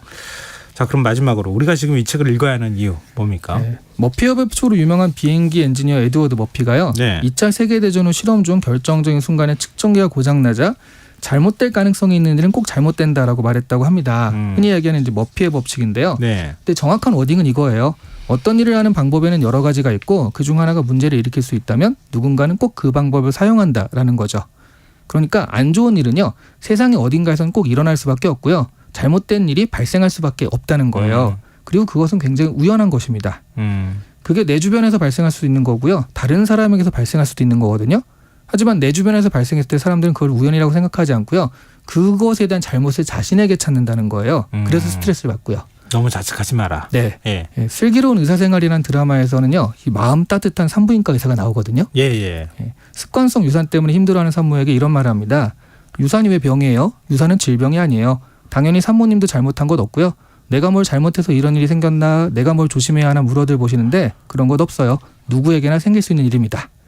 그러니까 지금 내 주변에 잘못된 일에 대해서 내 탓이 아니라고 책임을 회피하는 것도 잘못된 거지만 또 그게 다 내 탓이라고 자꾸 자기만 책망하는 것도 잘못된 거라는 거거든요. 네. 이 책을 보시면 그런 우연에 대해서 과학적으로 설명해 주니까 우연을 인정하는 데 좀 도움이 되지 않을까 싶습니다.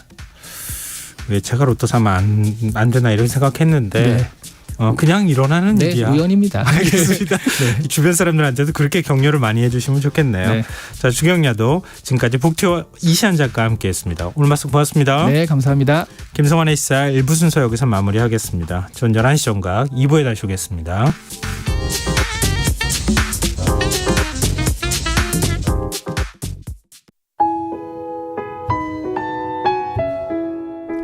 청취자 여러분, 위기가정을 찾아주세요. 어려운 경제 상황 속에서 긴급한 경제적 지원이 필요한데도 복지 사각지대에 놓여 있어 아무런 지원도 받지 못하고 극한 상황으로 내몰리고 있는 위기가정이 늘고 있습니다. KBS 강태원 복지재단에서는 사회 안전망에서 벗어나 위기에 처해 있는 가정을 발굴해 긴급 지원하는 사업을 진행합니다. 여러분 주위에 스스로의 힘만으로는 도저히 일어설 수 없는 힘든 이웃이 혹시 있는지 찾아봐 주세요. 우리 사회의 건강한 구성원으로 신속히 복귀할 수 있도록 KBS 강태원 복지재단이 작은 힘을 보태겠습니다. 여러분의 제보 전화를 기다립니다. KBS 강태원 복지재단 제보 전화 1533-0900, 1533-0900입니다.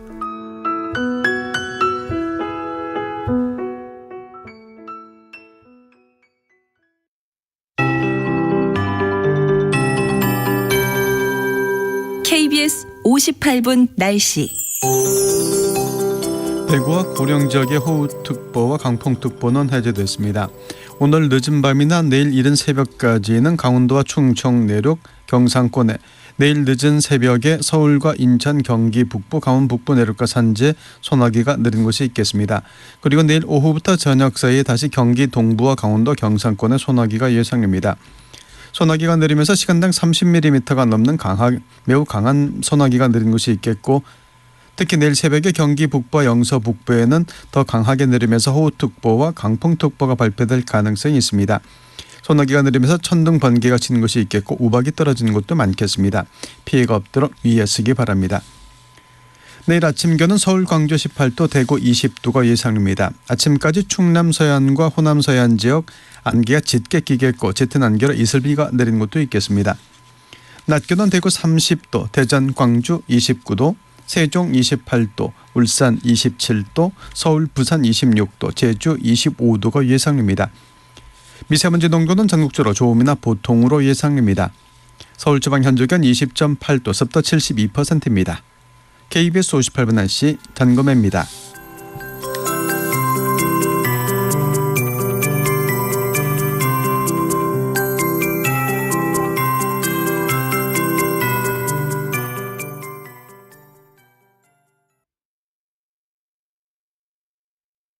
정성을 다하는 국민의 방송 KBS가 11시를 알려드립니다.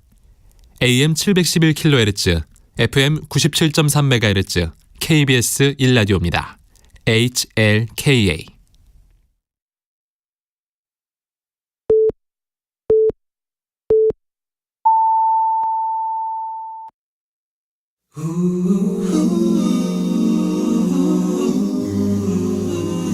이 밤 그냥 보내긴 아쉬우니까요. 당신의 하루의 끝까지 야무지게 채워드립니다. 당신의 지식 충전소 김성환의 시사야.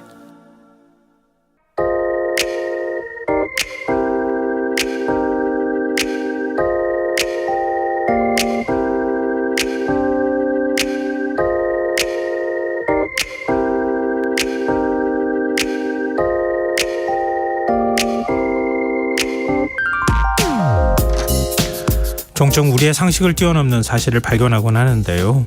그 원인을 추적하다 보면 그때는 맞고 지금은 틀리다, 이런 말처럼 한때는 사실이었던 일이 세월이 흐르면서 바뀌기도 하고, 소설이나 드라마의 인기에 힘입어 작품 속 배경이 되는 사건이나 장소를 마치 실존하는 것처럼 착각하는 경우도 있습니다. 아마 그 후자에 해당하는 것이 강원도 평창군 봉평면은 메밀의 주산지라는 상식일 겁니다. 소설가 이효석의 작품 메밀꽃 필 무렵에 등장하는 소금을 뿌려놓은 듯 하얗게 핀 메밀꽃밭, 그 아름다운 초가을 달빛 풍경이 독자들에게 깊은 인상을 심어준 영향이 크리라 생각합니다. 사실 봉평은 원래부터 메밀 농사를 많이 짓던 곳이 아니었다고 합니다. 메밀은 고대부터 우리나라 전역에서 재배했고 1960년대 이전까지는 주로 남부지방에서 많이 재배한 것으로 알려져 있습니다. 지금도 국내 메밀 생산량의 57%를 생산하는 최대 주산지는 제주도입니다. 강원도는 생산량의 10%가량만 재배하고 있는 상황입니다. 그리고 오늘 안 사실이지만 지금 제주 오라동과 중산간 마을 와흘리에 제주 메밀꽃이 장관이라고 합니다. 메밀은 가을에만 꽃이 핀다는 상식이 제주에서 통하지 않는 이유는 제주는 봄과 가을 이기작이 가능하기 때문이라고 합니다. 메밀은 최저 평균 온도가 15도 이상이 돼야 발화하는데 제주는 봄철 기온이 높아 봄에도 재배가 가능하다고 하는군요. 문제는 기존에 재배하던 품종은 대부분 수입한 외래종이었다는 사실입니다. 재래종 메밀은 품종의 특성상 가을에만 재배가 가능해 이기작이 불가능했던 겁니다. 그래서 제주도는 제주 메밀을 특산품으로 육성하기 위해 2년 전부터 이기작이 가능한 국산 품종인 양절 메밀로 바꾸는 작업을 추진해왔고, 올해도 성산과 표선, 한림, 애월 등 6곳에 양절 메밀 최종 단지 30헥타르를 조성해 메밀 수확 후 제주 지역 메밀 농가에 공급할 예정이라고 합니다. 또 이 얘기 듣고 오해하시는 분들이 있으실 수도 있을 것 같아 걱정돼서 말씀드리는데요. 메밀에 대한 상식을 전해드린 것일 뿐 이효석의 고향이자 메밀꽃 필 무렵의 낭만은 여전히 강원도 평창 봉평에 남아있다는 사실은 앞으로도 바뀌지 않을 거라 생각합니다. 지금까지 오늘의 발견이었습니다.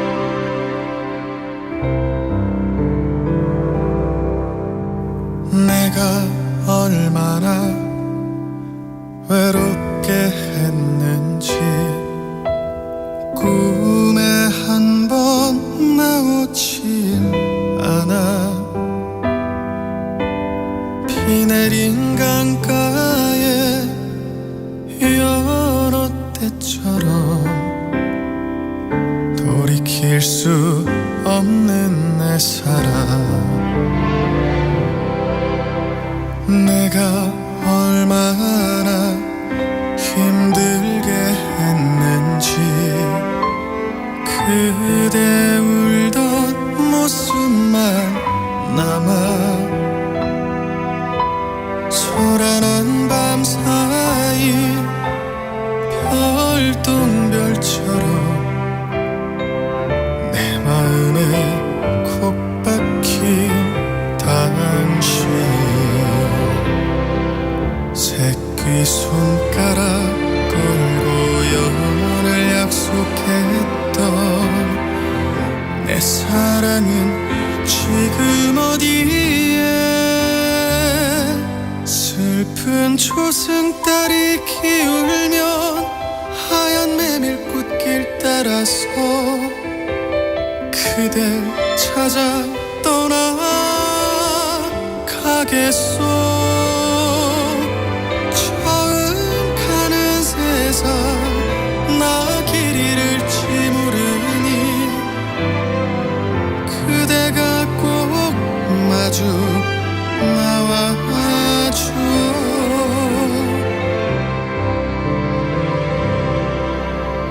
그대 떠나던 그날의 아침을 귀뚜라미 마저 조용해 떠나는 발소리 하나 없었던 마지막 내 당신의 모습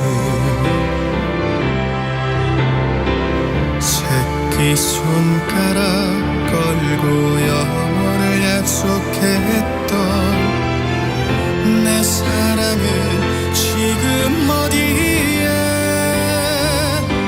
슬픈 초승달이 기울면 하얀 메밀꽃길 따라서 그댈 찾아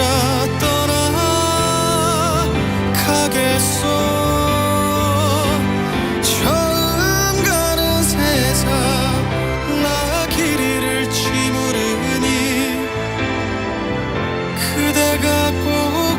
마주 나와줘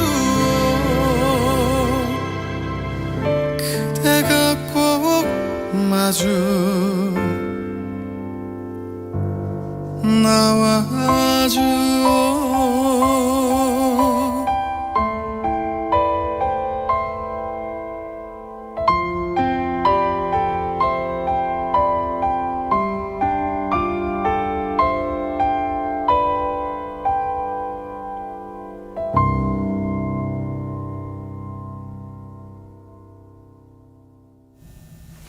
오늘의 발견에 이어서 이찬원의 메밀꽃 필 무렵 들으셨습니다. 메밀밭에 한가운데 들어가 있는 기분이었어요. 왜 이렇게 가슴이 울렁울렁하는 느낌이 들었는지 모르겠습니다. 김성환의 시사는 언제나 청취자 여러분의 관심과 참여 기다립니다. 오늘도 방송 내용과 관련한 청취자분들 의견 계속 들어오고 있는데요. 휴대전화 뒷자리에 5988 쓰시는 청취자분께서 소금을 뿌려놓은 것 같은 하얀 메밀꽃이 생각납니다. 시골에서 메밀 농사를 밭 가득 지어서 방아로 찧어 메밀묵 해주시던 친정엄마 그립습니다. 이렇게 문자 주셨습니다. 7995님 메밀하면 봉평이라 생각했는데 최대 주산지가 제주라는 새로운 정보를 알게 되었네요. 감사합니다. 제주도를 신혼여행 이후 못 가봤는데 가족들과 제주도로 여행 가서 메밀꽃 보면 행복하겠네요. 동화 속의 주인공이 될 듯한 메밀꽃밭 이렇게 신혼여행 이후 못 가보셨다고 말씀하셨는데 얼마나 제가 세월이 지났는지를 알 수가 없어서 뭐라고 말씀드리긴 그렇지만 꼭 가보시면 좋을 것 같습니다. 지금 메밀꽃이 아주 장관이라고 하네요. 제주에. 그리고 정계수님 내일 점심은 메밀 막국수 먹어야겠어요. 이렇게 문자 주셨는데요. 저 너무 좋아합니다. 메밀 막국수. 메밀로 만든 면도 되게 좋아하고요. 집에 항상 이렇게 메밀면을 강원도 가면은 사가지고 와요. 집에서 이렇게 끓여서 삶아서 간장만 조금 이렇게 너무 짜지 않게 그렇게 해가지고 타서 뭐 거기에 약간 무 조금 갈아 넣거나 아니면 파 조금만 넣어도 정말 맛있거든요. 그냥 찍어 먹어도. 갑자기 김상님, 정계수님, 허진호님 메밀국수 먹고 싶다고 막 해주셨는데요. 제 심정도 똑같습니다. 저도 먹어야겠습니다. 네, 문자 보내주셔서 정말 고맙습니다. 계속해서 문자 많이 보내주십시오. 당첨된 분들께는 저희가 모바일 쿠폰 선물로 드리겠습니다. 참여하실 문자 번호는 샵9730이고요. 짧은 문자 50원, 긴 문자는 100원의 정보 이용료가 부과됩니다. 콩 게시판 KBS 라디오 유튜브 채널을 통해서도 무료로 참여하실 수 있습니다. KBS 라디오 김성환의 시사회와 함께하고 계신 지금 시각은 11시 10분입니다.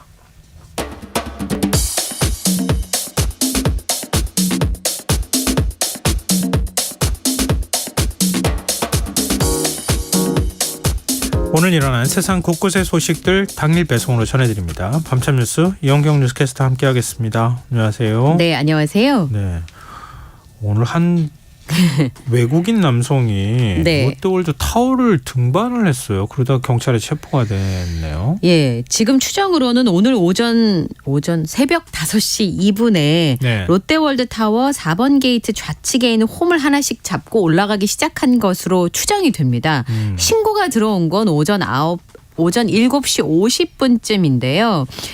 외국인이 속옷만 입고 타워 외벽을 올라가고 있다는 보안 요원의 신고가 있어서 경찰이 출동을 했고 영국 국적의 피의자인 조지 킹 톰슨이라고 하는 25세 남성이 건조물 침입 혐의로 체포가 됐습니다. 궁금하시잖아요. 네. 왜 이런 짓을 하는 걸까? 그런데 조사를 해보니까 이런 거를 베이스 점핑이라고 한대요. 그러니까 그 빌딩 꼭대기에서 혹은 절벽에서 낙하산 활강을 하는, 우선 올라가야 되겠죠. 활강을 하려면. 아니 엘리베이터 타고 올라가면 되잖아요. 그 베이스 점핑을 목적으로 해서 사흘 전에 입국한 것으로 조사가 됐고요. 예. 6개월 전부터 계획을 했다고 합니다. 그리고 롯데월드 타워 맨손 등반이 자신의 오랜 꿈이었다고 했다는데요. 뭐 꿈은 꿈인지 모르겠지만 지금 롯데월드 타워에 이 사람이 등반하면서 얼마나 많은 사람들이 동원이 된지 모릅니다. 이 남성 때문에 소방대원 90여 명과 장비가 17대까지 동원이 됐고요. 혹시 모르잖아요. 무슨 사고 날 수 생길지. 있으니까요. 그러니까 에어매트도 설치가 됐습니다. 구조대가 도착한 지 1시간가량 무단 등반을 계속했고요. 오전 9시쯤이 돼서야 이 남성을 72층 높이에서 구조했습니다. 알고 보니까 톰슨이 올라간 높이가 309m 정도 돼요. 네. 근데 롯데월드 타워는 총 555m에 123층이잖아요. 그러니까 절반 이상을 올라간 것으로 보입니다. 그리고 73층에 배연 설비가 있는데 예. 거기를 통해서 경찰이 들어가서 체포를 했습니다. 근데 이 톰슨이 고층 빌딩을 등반한 것이 이번이 처음이 아닌데요. 2019년에 영국 런던에 있는 더 샤드라고 하는, 여기가 72층이에요. 310m. 네. 전망대에 올라서 옥살이를 한 적도 있고요. 2021년에는 영국의 런던 스트래퍼드에 위치한 2개의 고층 빌딩을 맨손으로 오르기도 했습니다. 건조물 침입 혐의로 지금 경찰이 업무방해 혐의로 조사할 계획인데요. 네. 그런데 다행히 다친 곳은 없고요. 탈진 증상을 보여서 회복한 후에 조사를 받을 거라고 합니다. 근데 그 건물 안에서 올라가는 모습을 누가 영상으로 찍어가지고 올렸더라고요. 네. 저도 보니까 그냥 사실 안전장치 별로 없이 올라간 거잖아요. 그냥 네, 반바지 하나 입고. 막 미끄러지는 모습이 막 보이더라고요. 네, 그 건물에 매달려서 아래쪽을 쳐다보기도 하고요. 발이 네. 미끄러져서 아찔한 장면이 연출되기도 했는데요. 73층까지 올라간 거잖아요. 암벽화를 신고 맨몸으로 서울 송파구에 있는 이 롯데월드 타워 외벽을 등반한 모습만 보면 귀에는 이어폰을 꽂고 있습니다. 그리고 건물 안에 있는 사람들이 다들 사진 찍었을 거 아니에요. 여기 유동인구도 굉장히 많은데 별로 신경을 안 쓰는 것으로 보이고요. 이 발이 미끄러지고 사실 이렇게 뭐 잡을 데가 별로 없는데 사다리 타듯이 이렇게 벽을 따라 올라간 거니까 굉장히 아찔한 장면이 연출되기도 했습니다. 근데 걱정되는 거는 이런 사람들은 그러니까 일종의 이런 걸 높은 빌딩을 표적 삼아서 그렇죠. 그리고 이제 올라가는 거잖아요. 일종의 도전을 하는 거잖아요. 관심을 받기도 하잖아요. 이제 이렇게 네. 되면은. 근데 실패한 거잖아요. 네. 또 올라갈까 봐 진짜 걱정돼요. 근데 원래 이런 건물 좀 막 가끔 가다가 비슷한 뉴스들을 제가 들은 것 같아요. 외국에서도 그래서 추락하는 네. 경우도 생기기도 하는데요. 이 롯데월드 타워가 세계에 현존하는 초고층 건물 가운데 5번째로 높기 때문에 이른바 이런 스파이더맨들의 표적이 되기도 한다고 합니다. 톰슨이 처음이 아니고요. 2018년에 프랑스 출신의 암벽 등반가인 알랭 로베르가 역시 롯데월드 타워 올라가다가 경찰에 체포됐었고요. 협조를 구하지 않고 75층까지 올라갔다고 합니다. 안전장비도 없었고요. 근데 이 사람이 시드니, 런던, 상파울로, 시카고, 쿠알라룸푸르에서도 초고층 빌딩을 아무 협조 없이 올라갔다가 체포가 됐었고 2016년에는 우크라이나 출신의 사진작가인 비탈리 라스칼로프가 당시에 공사 중이었는데 여기 몰래 들어와가지고 맨손으로 꼭대기 크레인까지 올라갔습니다. 왜 그랬냐면 사진 찍으려고요. 크레인 꼭대기 올라가서 인증사진 찍고요. 등반 과정을 담은 영상을 자신의 SNS에 올리기도 했습니다. 이 사람도 출입이 금지되어 있던 독일 퀼른 대성당, 홍콩 완차이의 한 타워, 중국 상하이 타워의 공사 현장에서도 역시 똑같은 방식으로 보호장비 없이 올라가 사진을 찍었던 사람이고요. 네. 그런데 정식으로 허가받고 등반한 사람이 있습니다. 국내 클라이밍 선수인 김자인 선수인데요. 2017년에 안전장비만을 이용해서 맨손으로 등반한 빌더링이라고 하는, 그러니까 빌딩에다가 스포츠 클라이밍을 이렇게 합쳐서 볼더링이라고 하잖아요. 스포츠 클라이밍 종목 중에서. 네. 그러니까 빌딩과 볼더링을 합쳐서 빌더링이라고 하는 건데 요건 진짜 스포츠예요. 그건 일단 기본적으로 안전장치를 하고 올라가는 거니까. 거잖아요. 근데 이제 우선 처벌을 받죠. 이렇게 하면. 네. 다른 사람의 건물에 무조건 들어갔으니까 건조물 침입죄로 3년 이하의 징역이나 500만 원 이하의 벌금에 처해질 수 있고요. 그때 로베르의 경우에는 롯데물산이 관리를 하고 있는데 원하지 않아 처벌을 하지 않았다고 합니다. 근데 뭐 처벌을 받고 안 받고의 문제가 아니라 혹시나 여기 사람들이 진짜 많이 오는데 네.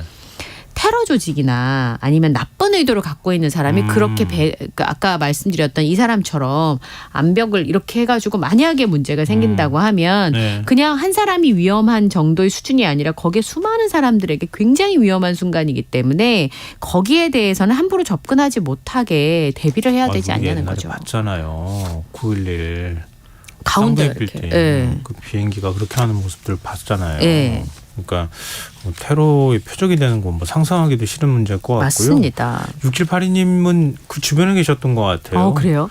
예. 그 양반 때문에 길 밀린 거 생각하면 어휴 막 이렇게. 그때 아침 출근 기억이죠.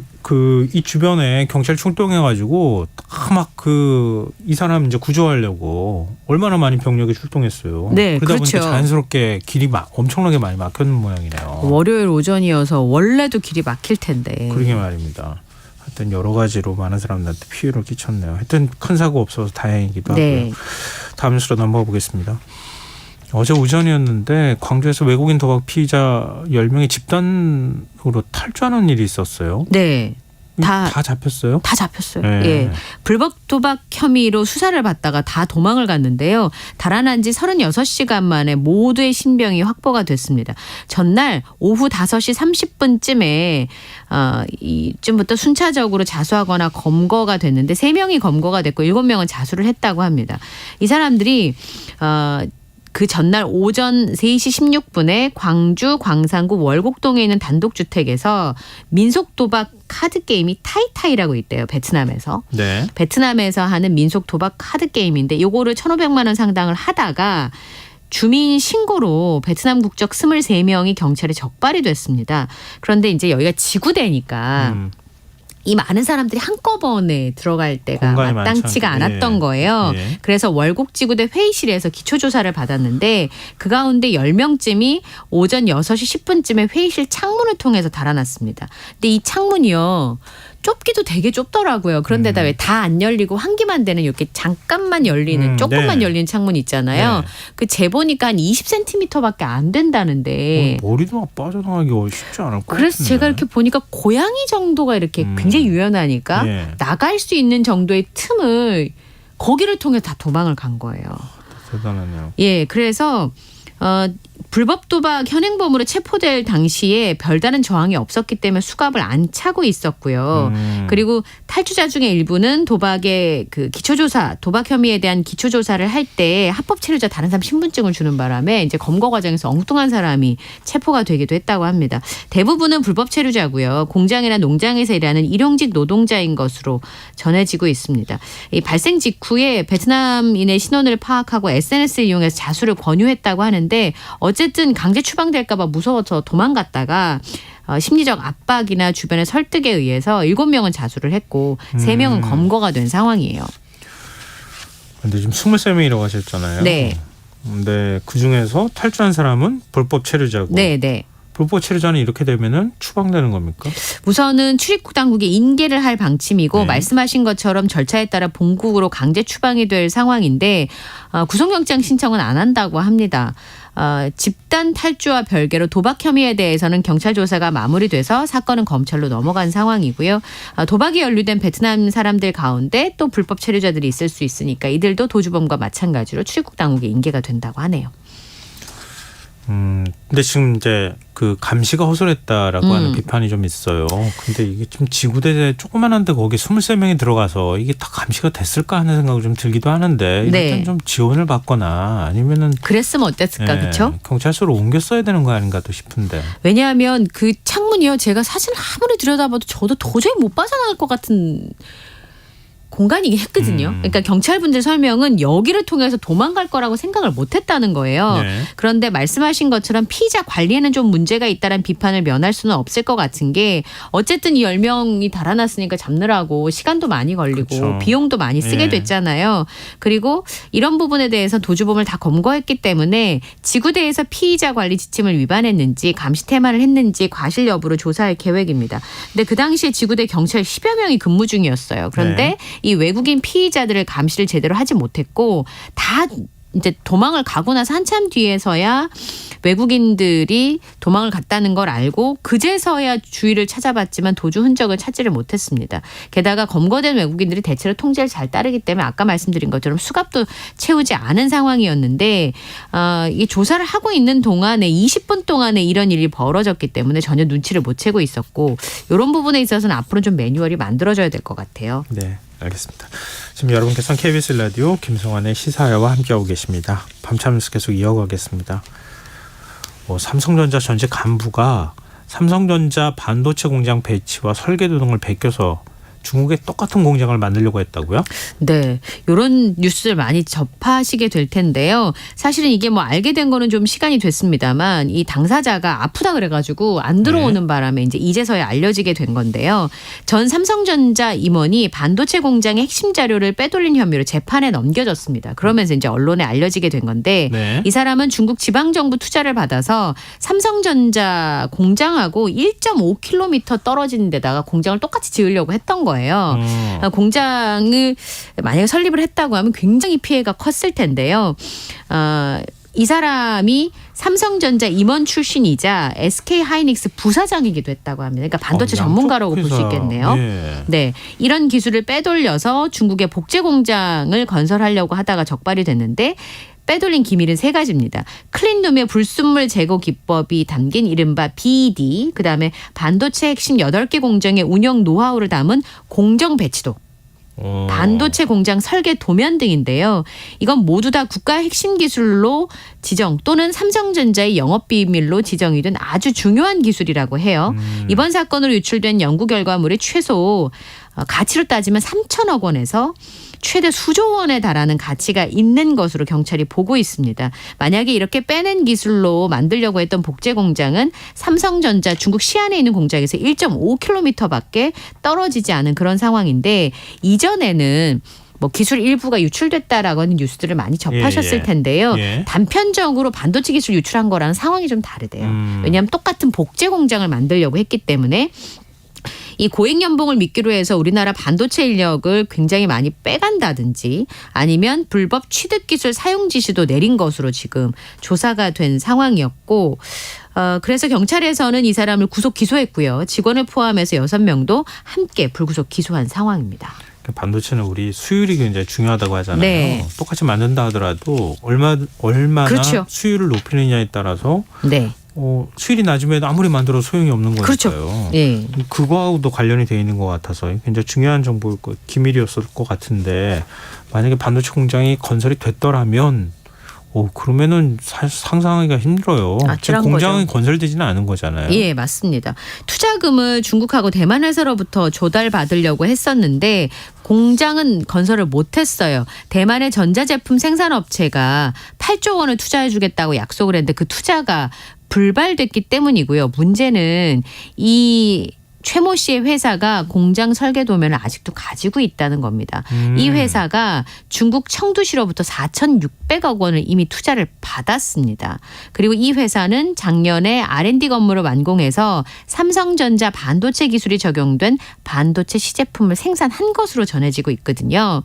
2019년에 국정원으로부터 이 첩보를 네. 검찰에서 입수를 했지만 예. 이 사람이 중국에 계속 머물면서 수사를 중단한 상황이었고요. 또 아프다 그래가지고 올해 2월에 입국했다가 형사 입건된 상황인데 구체적인 기술 유출 경위, 추가 범행에 대한 수사를 확대할 것으로 알려져 있고요. 그런데 본인은 모든 혐의를 완강하게 부인하고 있는 것으로 알려졌고 같이 기소됐던 다른 직원이 범행을 자백한 것으로 조사가 됐습니다.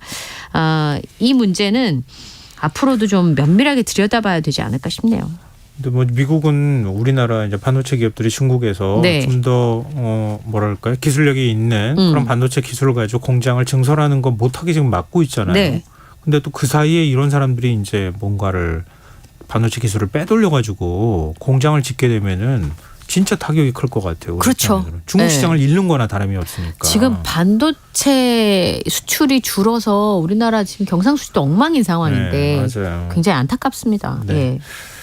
자, 다음 뉴스로 넘어가 보겠습니다. 이게 무슨 얘기입니까? 제주 해안에서 식인상어가 발견이 됐어요? 네. 어제네요. 어제 오전 10시 55분에 서귀포시에 있는 해안가 갯바위에서 상어가 죽어 있다는 신고가 들어왔습니다. 가보니까 길이가 1m 26cm, 둘레가 52cm의 무태상어인 것으로 확인이 됐는데 네. 이 상어가 성질이 포악해서 사람을 공격한대요. 그러니까 식인상어 가운데 한 종으로 파악이 됐습니다. 지금 발견된 상어는 1m가 좀 넘는데 3m까지 자란다고 해요. 무태상어의 경우에는 전 대양의 온대 해역에 걸쳐서 넓게 분포하고요. 우리나라에서도 제주 말고도 서해, 남해, 제주 앞바다에서 종종 포착된 바가 있습니다.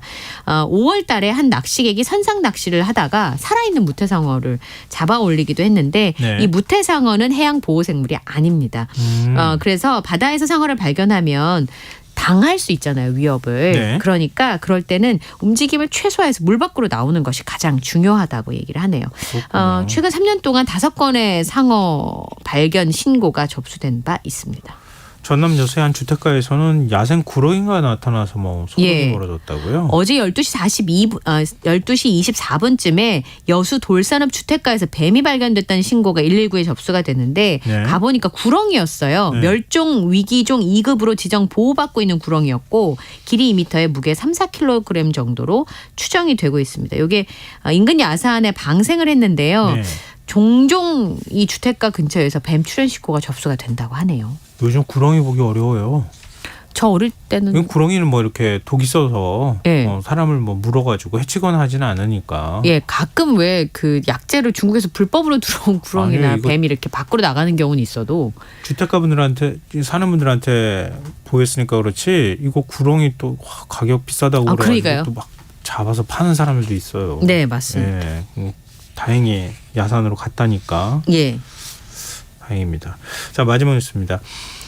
올여름 어느 때보다 좀 비가 많이 올 수 있다 이런 예보가 나와서 지금 정부가 지자체에 비상이 걸렸어요. 예. 서울시에서 그래서 이 작년에 기억해 보시면 그 강남에 물이 다 차가지고 차 맞아요. 위에만 이렇게 사람이 앉아 있었던 그거 아마 기억나실 거예요. 그러니까 그랬던 상황들이 있었기 때문에 서울시 풍수대책 추진사항을 발표를 했는데요. 첫 번째로 폭염특보로 체감온도 기준으로 변경을 한다고 합니다. 지금은 이제 기온으로 돼 있잖아요. 네. 근데 습도가 10% 올라갈 때마다 체감온도가 1도가량 상승하기 때문에 그래서 폭염특보의 기준을 지금 체감온도로 기준을 바꾸고 거기다 이제 기온에다가 습도와 바람의 영향을 좀 확인을 하는 거죠. 그다음에 작년에는 폭우가 와도 인명 피해가 발생하지 않도록 침수 피해를 미리 알리는 침수 예경보제를 실시한다고 합니다. 강우량을 기준으로 했을 때 1시간에 55mm, 15분 기준으로 15mm가 넘는 비가 내리면 이 침수 정보를 전파하는 시스템인데요. 그러면 침수 예보가 내려지고요. 구에서는 현장 상황을 파악해서 침수 경고를 발령해서 재난 문자로 알리게 되는 시스템입니다. 그리고 이전에는 비가 많이 내리면 동부간선도로 같은 일부 자동차 도로만 통제를 했는데 네네. 일반 도로까지도 다 통제를 한다고 합니다. 침수 과정에서 일반 도로에 대한 통제가 미리 이루어지지 않아서 문제가 생긴 경우가 생겨서 특히 강남 3개 지역, 강남역, 이수역, 대치역 같은 경우는 호우 피해가 예상이 되면 일반 도로의 경우도 사전 통제를 한다고 합니다. 그리고 30cm 이상 도로가 침수가 되면 재난 문자를 발송하게 되고요. 그다음에 물막이판 설치 등의 반지하 가구 대책도 내놨는데 작년 8월부터 올해 5월까지 반지하가 23만 7천 호 정도 되는데 이걸 네. 대상으로 현장 조사를 진행을 했습니다. 근데 주로 이제 취약계층들이 많이 사시잖아요. 네.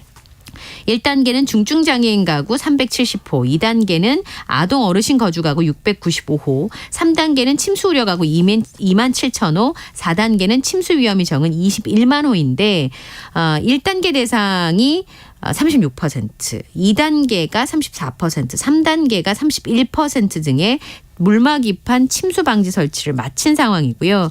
지상층은 지금 여전히 좀 더딘 상황입니다. 그래서 만약에 반지하 주택 바우처가 그 해당 가구 지상층으로 이동을 하면 20만 원 정도 최대 월세를 지급을 하고 있다고 합니다. 그다음에 이제 그 반지하 주택을 매입을 해가지고 네. 이주를 돕겠다라고 했는데 이건 속도가 굉장히 느린 상황인데요. 맞아요. 매입이 네. 완료된 게 98호밖에 안 되는 상황이고 이주 신청을 2,584가구가 신청을 했는데 그중에서 심의가 가결된 가구는 700가구가 안 되고요. 190가구는 지금 계약 중에 있습니다. 근데 지금 서울의 반지하 주택 매입 가격이 굉장히 비싸더라고요.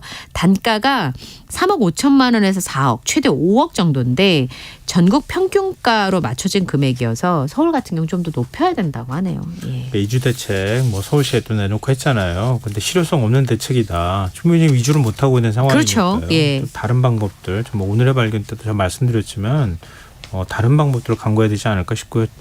반지하층에 아직 물막이판 설치 안 한 곳도 굉장히 많다고 하니까 지자체 특히 좀 많이 신경 써주셨으면 좋겠습니다. 네.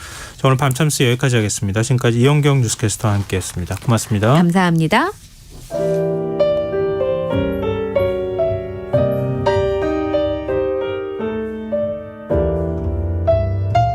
내일의 품격. 김성환의 시사야에서 챙겨가세요. 하루를 마무리하는 시간 꺼내보는 당신의 지식 창고. KBS 1라디오 김성환의 시사야.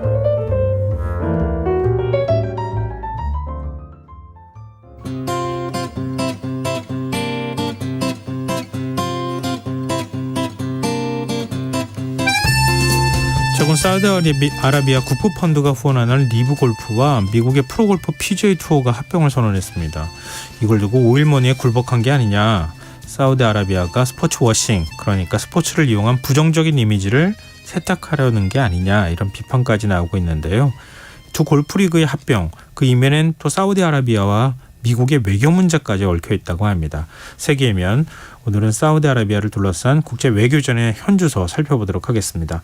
외신캐스터 전지현 씨 나와 계십니다. 안녕하세요. 네, 안녕하세요. 네. 아니 지금 뭐 프로리그 2개 골프리그를 합병했다고 하는데 네. 두 리그가 원래 사이가 안 좋았다면서요? 굉장히 안 좋아서 1년 넘게 소송을 했었어요. 네. 근데 이제 일단 합병 발표 성명을 보면 PGA 투어 그리고 리브 골프 예전에 유러피언 투어라고 불렸던 DP 월드 투어까지 새로운 통합 법인을 세운다고 합니다. 그리고 PGA 투어가 그 산하에 이제 들어가는 그런 형식인데요. 네. 이 통합 법인을 관리하는 게 리브 골프를 갖고 있는 사우디 국부 펀드입니다. 그래서 결국은 사우디의 리브 골프가 PGA 투어 자체를 매입한 그런 모양이 됐습니다. 근데 이 리브 골프가 2021년 10월에 설립이 됐거든요. 네. 이 사우디 국부 펀드가 갖고 있는 막대한 자금력을 바탕으로 세워졌습니다. 그래서 그 리브 골프가 생기기 전까지는 PGA 투어랑 DP 월드 투어가 골프 세계 남자 골프계를 양분하고 있었거든요. 네. 근데 이제 세력을 완전히 뒤흔들게 된 거죠. 새로운 세력이 또 들어갔으니까요.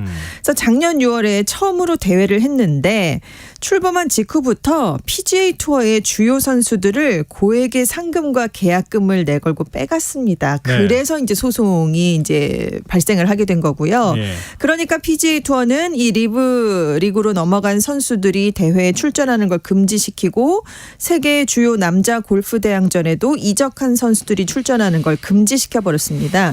그러니까 리브 골프 리그가 PGA가 반독점법을 위반했다. 또 맞소송을 제기했어요. 굉장히 치열하게 싸움을 벌여왔는데 두 단체가 갑자기 합병을 발표한 겁니다. 그러니까 이게 뭐지? 사람들이 갑자기 그런 생각을 하게 됐죠. 막 싸우다 안 되니까 네. 그냥 오일머니로 사버려. 뭐 네. 이렇게 된 거예요? 어떻게 된 거예요? 결론은 그러니까 오일머니가 결국 승리했다 이렇게 네. 평가가 나왔는데 천문학적인 돈을 투자를 해서 이 골프 리그를 만들고 거기에 결국은 그 유서 깊은 PGA 투어를 끌어오는데 성공을 했기 때문입니다. 네. 이제 사우디 국부펀드가 이제 이번 뭐 새로운 걸 만들면서 앞으로 여기에 새로운 투자자를 유치할 때 거부권을 갖게 됐습니다. 그러니까 앞으로 통합된 골프 리그에 대해서 권한이 예. 줄어들 가능성이 거의 없는, 그러니까 거의 소유주죠. 그러니까 그렇죠. 막대한 권한을 갖게 됐으니까요. 그래서 뉴욕타임스는 세계 스포츠계에서 큰 역할을 맡으려는 사우디의 행보 중에 가장 큰 성공이다. PGA 투어와 합병을 하게 되면서 사우디가 세계 골프계에 엄청난 영향력을 발휘할 수 있는 발판을 마련한 것이다. 이렇게 분석을 내렸습니다. 안 팔면 됐잖아요. 네. 이렇게 아니 자연스럽게 이렇게 질문할 수밖에 네. 없지 않나요? 근데 팔고 난 다음에 네. 아이고 야 이거 앞으로 어떻게 하면 좋지? 왜 그렇죠. 걱정하냐?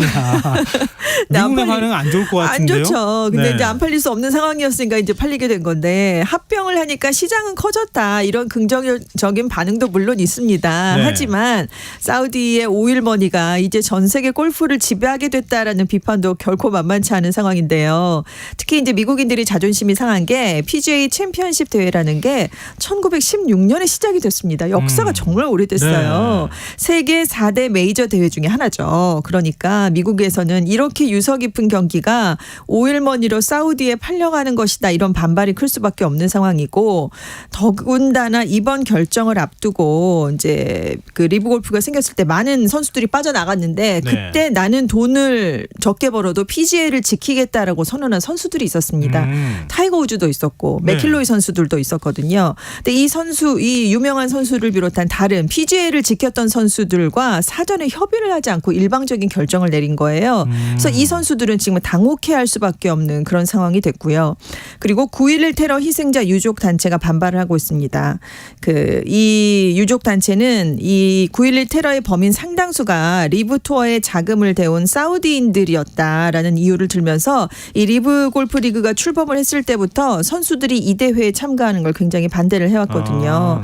그래서 이 단체가 특히 지목을 하고 있는 사람은 그 모너헨이라는 PGA 총재입니다. 그동안 리브 골프를 굉장히 비난을 했어요. 그러니까 작년까지만 해도 선수들에게 어떤 얘기를 했냐면 사우디의 인권 문제를 생각하고 이적을 결정해라 이런 얘기를 했었거든요. 근데 이번에 합병을 선언하면서 합병으로 골프계가 이제 앞으로 나아가게 됐다 이렇게 말을 바꾼 거예요. 그래서 이 모너헨에 대한 비난이 굉장히 쏟아지니까 이 당사자가 위선자란 비난을 감수하겠다. 하지만 지금은 상황이 바뀌었다. 뭐 이런 말을 내놓기도 했습니다. 뭐 돈에 무슨 양심이 있겠습니까? 돈은 돈이다. 네. 뭐 이런데 철저하게 하여튼 자본주의적인 판단을 내린 것 같은데요. 미국 정치권에서도 사실은 좀 뭐 반길만한 일은 아니잖아요. 그렇습니다. 사우디하고 관계도 그러지 않아도 안 그러니까요. 좋은데. 그래서 이제 민주당 소속인 론 와이든 상원 재무위원장이 재무부 산하에 있는 외국인 투자심의위원회에 이 합병이 적절한지 검토를 요청할 수 있다. 이런 뜻을 밝혔어요. 만약에 이 위원회가 미국 기업과 외국 기업의 인수합병이 국가 안보에 위협이 된다라고 판단을 내리면 합병을 중단시킬 수가 있습니다. 근데 여기에 대해서 일단 옐런 미국 재무장관은 이번 합병이 국가안보 문제라는 건 현재로서는 명확하지 않다라는 그런 입장을 지금 내비쳤고요. 다만 법무부가 이번 합병에 대해서 반독점 규정 위반 여부를 조사할 가능성은 크다. 이런 얘기가 나오는데요. 네. 리브가 이미 선수 유출을 막으려는 PGA의 조치에 대해서 미국 법무부에 소송을 제기한 상황이니까 이 조사가 이제 반독점 분야로도 확대될 수 있다. 그런 얘기입니다. 그래서 일부 전문가는 법무부가 소송을 제기해서 합병을 막을 가능성이 50% 정도는 된다. 뭐 이런 얘기를 내놓기도 하고 있습니다. 반반이라는 얘기네요. 네, 그렇습니다. 근데 트럼프 전 대통령 이름은 왜 나오는 거예요? 트럼프 전 대통령에게 이번 합병이 새로운 카드가 됐다라는 네? 분석인데요. 지금 트럼프 전 대통령과 사우디 국부 펀드 간의 긴밀한 관계가 있기 때문이에요. 트럼프 전 대통령이 리브가 출범을 할 때부터 굉장히 큰 협력을 해왔는데요. 사위인 제러드 쿠슈너가 2021년 1월에 사모펀드를 만들었습니다. 그런데 여기에 사우디 국부 펀드가 20억 달러 한 2조 6천억 원 정도를 투자한 것으로 보인다라고 워싱턴 포스트가 보도를 내놨어요. 예. 그래서 결국 리브 골프 대회가 이 트럼프 재단의 자산에서 개최가 됐다라는 의미다 이런 분석을 했는데 실제로 트럼프 전 대통령은 리브 리그의 경기를 자신이 소유한 골프장에 잇따라 유치하면서 지금 돈을 많이 번 상황이었습니다. 원래 골프장도 갖고 있잖아요. 많이 갖고 있죠. 그래서 이번 합병으로 트럼프 전 대통령이 막대하게 경제적 이익을 거둘 것으로 분석이 되고 있거든요. 그래서 민주당 쪽에서는 합병과 관련된 의회 청문회를 추진하는 방안도 지금 검토되고 있다. 이런 뉴스까지 나오고 있습니다. 전직 대통령이 이렇게 해도 되는 거예요? 그러니까요. 사실 우리 상식으로는 이해가 잘 안 되는데. 그렇죠. 네. 트럼프 전 대통령이니까 그렇지 않느냐. 물론 그렇긴 하겠지만. 그런 생각이 들어요.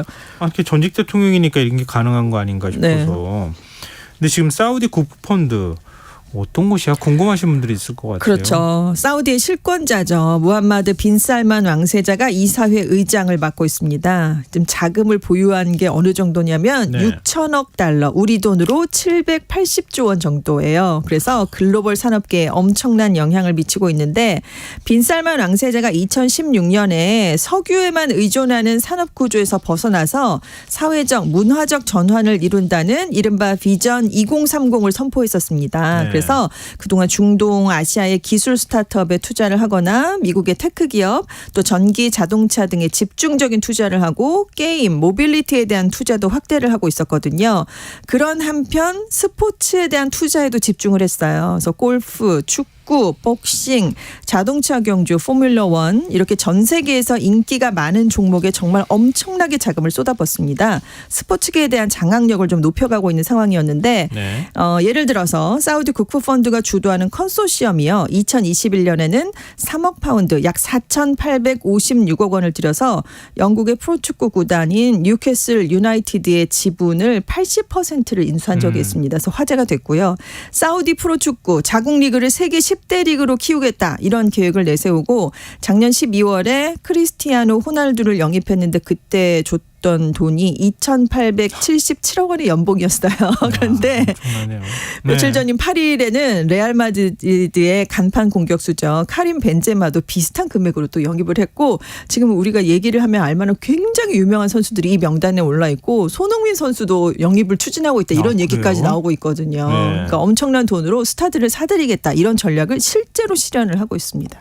근데 이렇게 스포츠를 적극적으로 육성하는 게 스포츠 워싱을 하려고 하는 거 아니냐 뭐 이런 의심을 받고 있어요. 당연히 그렇습니다. 스포츠 워싱이라는 게 스포츠하고 화이트 워싱을 합성한 단어인데요. 그러니까 특정한 국가나 특정한 집단이 부정적인 이미지를 희석하려고 스포츠팀을 후원하거나 스포츠 대회를 개최하는 행위를 말합니다. 그런데 사우디의 경우는 뭘 세탁하려고 하느냐면 언론인 살해, 반체제 인사 감금, 여성 인권 탄압 뭐 이런 문제를 스포츠로 희석을 하려고 한다라는 비판을 받는 거예요. 근데 실제로 잘 살펴보면 최근 몇 년 동안 골프, 테니스, 자동차 경주, 종합 격투기 주요한 대회가 사우디에서 잇따라 열렸습니다. 그리고 지금 사우디가요. 2029 동계 아시안게임, 2034년 하계 아시안게임 개최를 확정을 지은 상황이고요. 2030년 FIFA 월드컵, 2036년 하계 올림픽 유치에도 도전을 할 예정입니다. 그래서 지금 사우디가 자국을 스포츠의 글로벌 허브로 키우겠다 이런 목표를 내세우면서 총 378억 달러, 우리 돈으로 49조 2천억 원을 투자하겠다 이런 계획을 발표한 상황입니다. 동계 아시안 게임은 어떻게 해요? 사우디에서? 그러니까요. 실내에서 하는 실내 것이 아닐까요? 이 스키장이나 이런 거 다 네네. 만들겠다는 뜻이에요. 네네. 그런데 가면 와. 중동에 가면 굉장히 유명하잖아요. 그러니까 크게 지금 굉장히 네옴시티라고 큰 것도 짓고 맞아요. 이라고 하잖아요. 그러니까 얼마든지 사우디로서는 할 수는 있을 것 같긴 합니다. 뭐 불가능한 일은 아니겠죠. 네네. 뭐 돈 많으면 그렇죠. 할 수도 있을 네. 것 같은데 와 대단하네요. 근데 이번에 발표가 나온 시점에 주목해야 된다 이런 얘기가 있다고요? 왜냐하면요. 토니 블링컨 미국 국무장관이 사흘 동안 사우디로 공식 방문을 했거든요. 최근에. 네. 그런데 방문한 첫날에 이 골프 양대리그 통합 발표가 이루어졌기 때문입니다. 그래서 바이든 미국 행정부가 이 골프리그 통합을 위해서 마쿠에서 영향을 미쳤다. 이런 분석이 이제 그래서 나오게 된 건데요. 사실 바이든 행정부가 출범한 이후에 인권 문제를 둘러싸고 미국과 사우디가 대립을 해왔잖아요. 가스구지. 그렇습니다. 그래서 그 2020년까지만 해도 바이든 대통령이 사우디 인권 문제를 굉장히 대놓고 비판을 맞아요. 많이 네. 했었거든요. 그런데 블링컨 장관이 사우디를 방문한 딱 그날에 맞춰서 양국의 골프 갈등이 풀렸기 때문에 그래서 이제 뭔가 정부에서 움직임이 있지 않았느냐 이런 얘기가 나온 건데요. 블링컨 장관이 7일에 빈살만 왕세자랑 회담을 가졌습니다. 그래서 네. 인권의 진전으로 양국 관계가 강화된다는 점을 강조했다. 뭐 이런 얘기도 하고 그 이후에 걸프 협력회의에 참석을 했어요. 그래서 블링컨 장관이 이 자리에서 미국은 중동을 떠나지 않았다라는 점을 굉장히 강조했습니다. 그런데 이제 중동에서 이제 영향력을 확대해가는 중국을 견제한 발언이다. 이런 분석이 나왔습니다. 그러면은 미국이 PGA를 매개 삼아서 사우디와 네. 가까워지려고 한다? 네, 선물을 줬다. 빈살만 뭐 왕세자한테. 그런 정치적 해석도 나온단 말이에요. 그렇습니다. 그 카슈규지 사건 때문에 네. 배후가 빈살만 왕세자라고 미국이 지목을 했잖아요.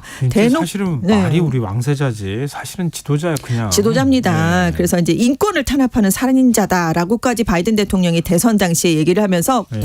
양국 관계가 정말 냉각이 됐었어요. 근데 이때까지만 해도 이렇게 미국이 얘기를 할 수 있었던 건 셰일 오일이 나오면서 중동 원유에 대한 의존성이 많이 줄었었죠. 그때 미국이. 맞아요. 그래서 워낙 유가가 떨어질 때였으니까. 그렇습니다. 그래서 이제 많은 국가들도 미국의 뜻에 동참을 하면서 한동안 사우디랑 빈살만 왕세자가 국제사회에서 고립이 되는 그런 상황이 발생을 했었어요. 그런데 이후에 이 빈살만 왕세자가 석유에 의존하던 사우디를 관광, 엔터테인먼트, 광업 이런 곳에 투자를 하면서 경제 모델을 다양화했습니다. 그러니까 투자할 곳을 찾아다니던 외국 지도자들이 이제 카슈쿠지 사건에 대한 비판을 살짝 좀 누르고 사우디랑 협력을 강화하기 시작을 하게 된 거예요. 근데 이제 지금 미국이 사우디랑 가까워지려는 가장 큰 이유는 우크라이나 전쟁입니다. 전쟁이 지금 장기화되고 있잖아요. 에너지 가격이 폭등을 하니까 바이든 대통령이 작년 7월에 정말 자존심을 내려놓고 사우디를 방문해서 원유를 증산해달라고 빈살만 왕세자에게 요청을 했는데 그때 사우디가 오히려 감상 카드를 내놨어요. 맞아요. 그래서 미국이 뒤통수를 맞았다. 뭐 이런 얘기가 그때 나왔었죠. 그런데도 바이든 행정부가 작년 12월에 또 선물을 줬습니다. 빈살만 왕세자에게 면죄부를 줬거든요. 그러니까 미국 연방법원이 이제 행정부가 요구한 대로 빈살만 왕세자의 면책 특권을 인정해서 법정에 세우지 않겠다 이런 결정을 내리게 된 겁니다. 근데 지금 사실 우크라이나 전쟁이 장기화되면서 사실 서방을 국가들은 러시아의 석유 수출 단가를 낮춰서 러시아가 좀 돈을 못 벌게 하려는 경제 제재를 계속 네. 단행을 하고 있잖아요. 네. 근데 이제 뭐 가격 상한제도 도입을 하고 있지만 그게 큰 효과를 보지는 못하고 있거든요. 왜냐하면 러시아는 지금 사우디랑 같이 오펙 플러스라는 산유국 협의체에서 원유 가격에 대한 결정권을 갖고 있기 때문입니다. 그래서 지금 중동 산유국들이 이 오펙 플러스에서 러시아를 축출하지도 않고 제재에 동참을 하지도 않고 있거든요. 네. 그러니까 러시아가 계속해서 이제 원유를 내세워서 이제 지금 돈을 벌고 있는 상황인데 그러니까 이제 사우디랑 좀 관계를 회복해서 대러 제재에 좀 이끌어내고 싶다라는 게 미국의 바람입니다. 그리고 우크라이나 전쟁 외에도 이제 국제 유가가 좀 안정이 되면 미국의 인플레이션을 제어하는 데도 도움이 되지 않겠느냐 뭐 이런 의도를 갖고 있는 것으로 보입니다. 근데 이렇게 미국이 사우디하고 좀 더 가까워지려고 하는 데는 네. 시진핑 중국 네. 국가주석의 영향도 있겠죠. 그렇습니다. 중국을 견제하겠다라는 의도가 이제 네. 당연히 있는데요. 왜냐하면 중국과의 패권 경쟁을 벌이고 있는 상황에서 사우디가 필요하다는 지정학적 현실을 미국이 인정을 했다. 그래서 관계 회복에 나서는 것이다. 이런 분석이 나오고 있는데요. 특히 미국이 사우디에 계속해서 선물을 주고 있잖아요. 유화 제스처를 보이는데도 빈살만 왕세자가 오히려 중국과 밀착하는 모습을 보이고 있습니다. 그러게요. 그래서 작년 12월에 사우디 수도에서 시 주석과 만나서 우리 돈으로 38조 원 규모의 투자 협정을 맺었고요. 올해 3월에는 중국의 중재 아래 그 이란과 또 7년 만에 사우디가 관계를 정상화했거든요. 그래서 이번에 블링컨 장관이 사우디에 도착한 날 사우디 주재 이란 대사관이 지금 오랜만에 공식적으로 문을 열기도 했습니다. 그러니까 미국은 계속 뭘 다가가려고 하지만 지금 사우디가 약간 다른 모습을 보여주고 있는 거예요. 블링컨 장관을 맡긴 하지만 그 이면에서. 그래서 이제 2차 대전 이후에 미국이 중동 지역에서 크게 영향력을 행사했지만 이제 중국에게 좀 주도권이 넘어가는 게 아니냐 이런 모습이 나오니까 미국이 또 급작스럽게 사우디랑 다시 관계를 회복하려는 모습을 그럼 보이고 있습니다. 그런데 블링컨 장관이 사우디를 사흘간 방문하고 떠나자마자 압돌아지즈 사우디 에너지 장관이요. 중국과 경쟁하는 대신 우리는 협력하겠다. 서방의 비판을 신경 쓰지 않는다라는 얘기를 했어요. 지금 중국이요. 사우디의 최대 교역국이죠. 원유 수입국이고요. 사우디도 중국의 중동 지역 최대 교역 국가입니다. 그래서 지금 정치적, 경제적 유대뿐만이 아니라 이 사우디랑 중국이 보안, 민감한 첨단 기술 분야에서의 협력도 강화하고 있거든요. 네. 그래서 미국이 더 우려를 하고 있다라고 로이터 통신이 분석하기도 했습니다. 이게 배짱이 큰 거예요? 아니면 뭐라 그래야 되나요? 돈이 많으니까 이렇게 하는 건가? 석유가 있어서 그런 건가? 믿을 만한 게 있으니까 네, 이렇겠죠. 네. 이렇게 외교를 이렇게 큰 소리 치면서 할 수 있는 게 참 한편으로는 부럽다는 생각이 네. 드는데요.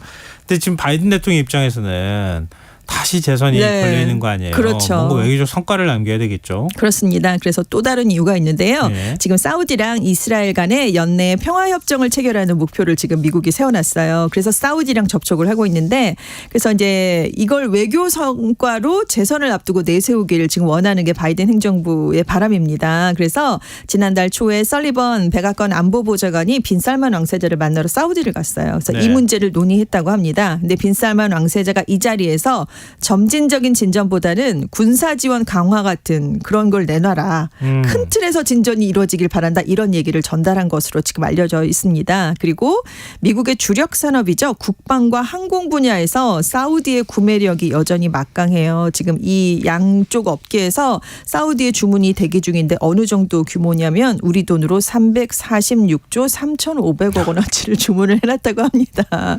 그리고 뭐 이란을 대처하기 위한 중동의 역학관계, 테러 조직과의 전쟁 같은 현실적인 문제도 또 걸려 있으니까 사우디는 지금 미국이 결코 외면할 수 없는 핵심 파트너이긴 합니다. 미국이 그래서 사우디 사실은 미국의 국제 외교 전문가들은 네. 되게 싫어하더라고요. 자기는 멋대로야. 막 네. 이렇게 그렇게도 얘기하던데 네. 사우디 입장에서는 하여튼 뭐 자신에게 도움이 되면 어떤 나라하고도 네, 네. 같이 뭐 외교 그렇습니다. 맺겠다, 외교 관계 네, 맺겠다 네. 이렇게 또 나오네요. 그렇죠. 그래서 국제관계라는 게 참 그렇습니다. 미묘하다 이런 생각이 네. 좀 드네요. 자, 지금까지 세계이면 외신캐스터 전주현 씨였습니다. 오늘 말씀 고맙습니다. 네, 감사합니다. 김성환의 시사 오늘 순서 여기서 마칩니다. 모바일 쿠폰 당첨자는 홈페이지 공지사항에서 확인하실 수 있습니다. 지금까지 시사평론가 김성환이었습니다. 고맙습니다.